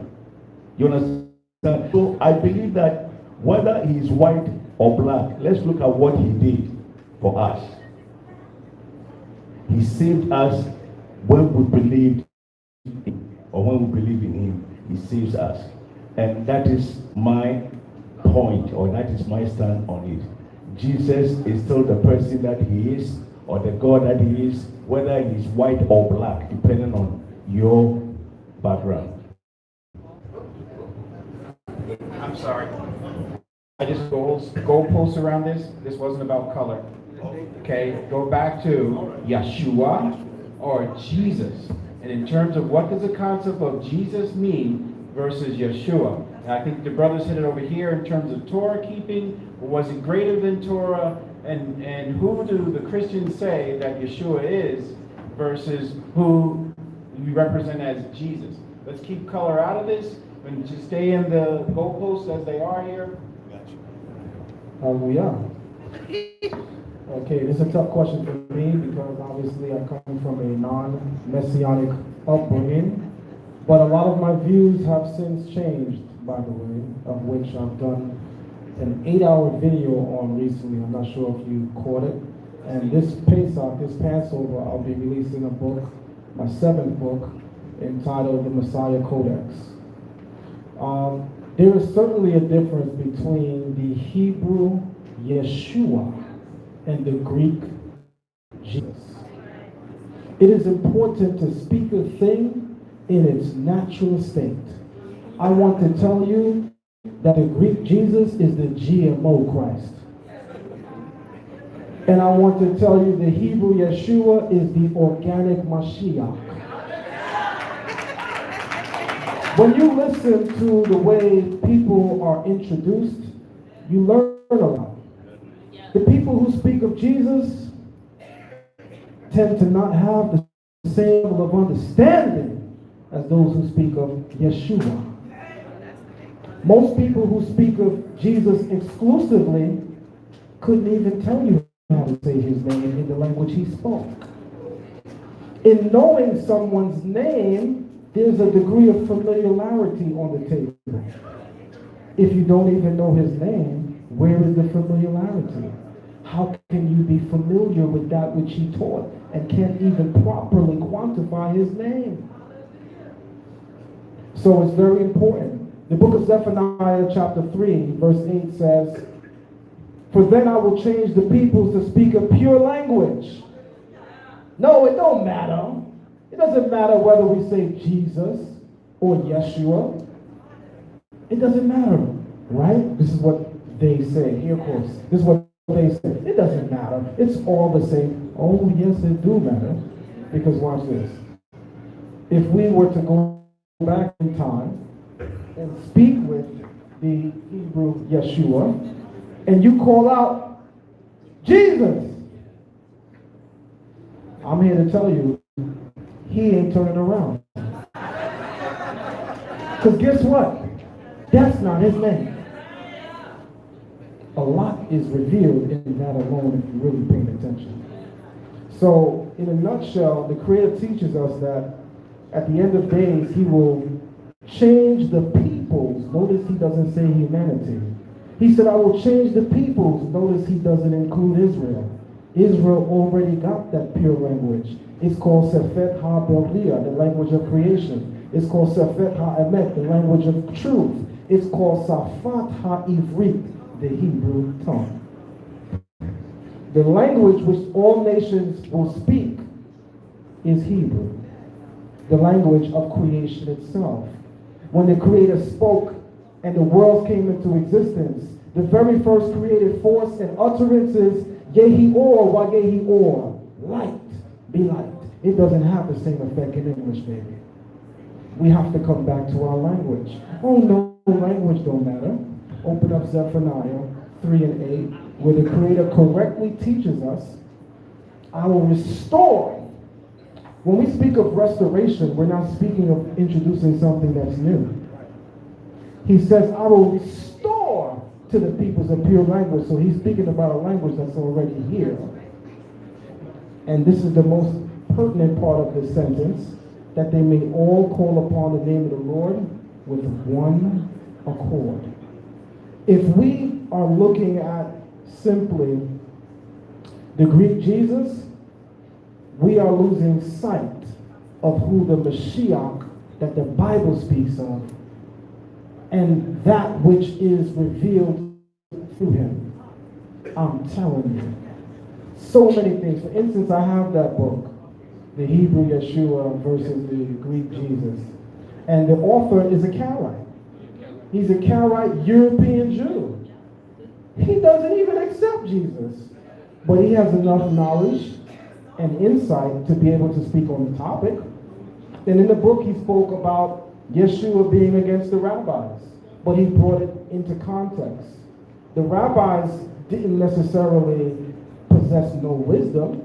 Yeshua said, the scribes and the Pharisees sit in the seat of Moshe. Therefore, all that they tell you, that you shall do. So he's not totally telling you they stupid. But he said, after their doings shall you not do. So what is he condemning? Not their knowledge, but their hypocrisy to apply that which they know. So we are using the term knowledge incorrectly today. Because after today, you may look at some of our panelists and say, he is knowledgeable. She is knowledgeable. He is very knowledgeable. She is very knowledgeable. You haven't seen any of our knowledge. You know why? The word knowledge is a compound word. Know and lesh. The term know, we all know, to acquire information. Ledge literally means to act upon. You're not knowledgeable until or unless you are acting upon that which you know. You have no knowledge of the Mashiach, as it were, unless you can get into the space to even understand that which he spoke in the language he spoke it in. Hallelujah.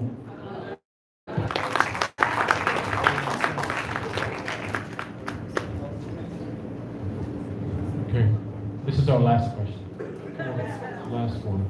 So thank you everyone for being here. I'm honored to be in your presence and having the time to listen to you and to understand where all of you have your strongest holds in your knowledge about Scripture. I do have a question though, and I'd like this to be answered by every member of the panel.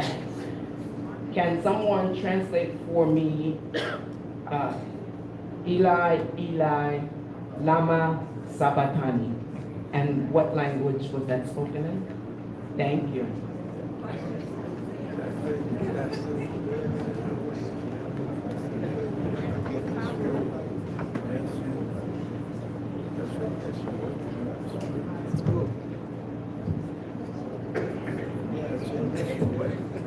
My God, why hast thou forsaken me? We're not talking Hebrew, by the way. We're talking Aramaic. Many of us like to say, and I don't want to be controversial, but many of us like to say Yahusha. Many of us like to say Yehoshua. Many of us forget he lived during an era where Aramaic was the spoken language of the day, or the lingua franca of the day. Hence, in the books of Ezra and Nehemiah, you encounter the term Jeshua in English, which is translated in Hebrew in that text as Yeshua, because they all spoke Aramaic. We can't change his name because it fits how we want to describe him. He lived during an era where Aramaic is the lingua franca of his day. Therefore, everyone called him not Yahusha, not Yehoshua, but Yeshua. But the term Yeshua is the Aramaic equivalent of Yehoshua. Yeshua literally means Yah shall save. Yah shall save. That's kind of lost in translation if you're just looking at the Aramaic, by the way. When you get back to the Hebrew, you see that there's a hey in his name attached to the yod, and that's Yah. Yah shall save. Because if you just look at Yeshua, you might get it twisted. Because Yeshua just means he shall save. And you might get it twisted as to who's doing the saving. His name stems from the Hebrew, Yah shall save, but on top of that, it's in what's called the PL verb stem, which is the active voice, but intensive active voice, which means God is doing all the saving, but working through a man. So I wanted to interject also that it's come as of late, the comparison to some words in the Bantu language in comparison to what is in Hebrew. So in Bantu, supposedly, and maybe someone can verify this, Eli, Eli, lama sabachthani would translate into this Eli is for lama sabachthani, the Sabbath keepers. So I would like to contend that if Yahusha's last words on this earth were to say, why Father, after the Father has sent him here to redeem us, why would he then say, Father, why have you forsaken me? As opposed to saying and stating as his last stand, his last breath, his last words to us as his people, this is for the Sabbath keepers. He did not leave us here for nothing. He did this for us. He did this for us to keep the Sabbath and for us to hold that. What he suffered was for us. What he went through and endured was for us. We can't say, Father, why have you forsaken me? Why would a son say that to his father when he knows that his father actually sent him here to redeem us? Hallelujah. Let me answer that. Hallelujah. I want to enrich what she's saying by adding Hebrew as well as Aramaic. So I don't know Bantu language, but I can tell you just by looking at Hebrew, I can get what you're saying as well as Aramaic. Because the word for this in Hebrew is ze, or the plural zot. The word for these in Hebrew is ele. And in Aramaic, it's actually written as eli. These, this. So it can, eli can mean this. Now, the last part, the Sabbath keepers, sabachthani, yes, that is also true. That it can mean that in both Hebrew and Aramaic. Because the Yemenite or the Yemeni Yehudim, the Yemenite Jews, they pronounce the term Shabbat as Shabbat. That's why it comes into English as TH. We say, oh, that's incorrect Hebrew, but you should check with the minhag or the custom of the area. Because when you go into Mizrahi Yehudim, which are the Jews of North Africa, they have different pronunciations that differ from even some of the ones we embrace today. For instance, they pronounce the letter Gimel as a J. And then when it comes into in the English language, this is why the word giraffe is spelled with a G, but it's a J sound. To bridge the gap on your point, sabachthani with the yod, the suffix, is possessive. So it's not just this. This is for the Sabbath keepers, but it's for my Sabbath keepers. So I'm enriching what you're saying just by looking at Hebrew and Aramaic, by the way.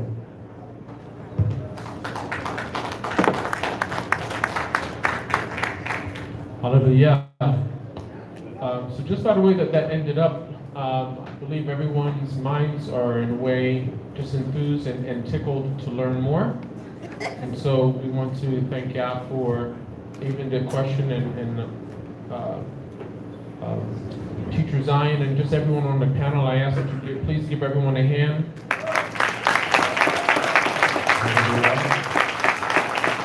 And especially our Maury Brown that put this together, we thank you.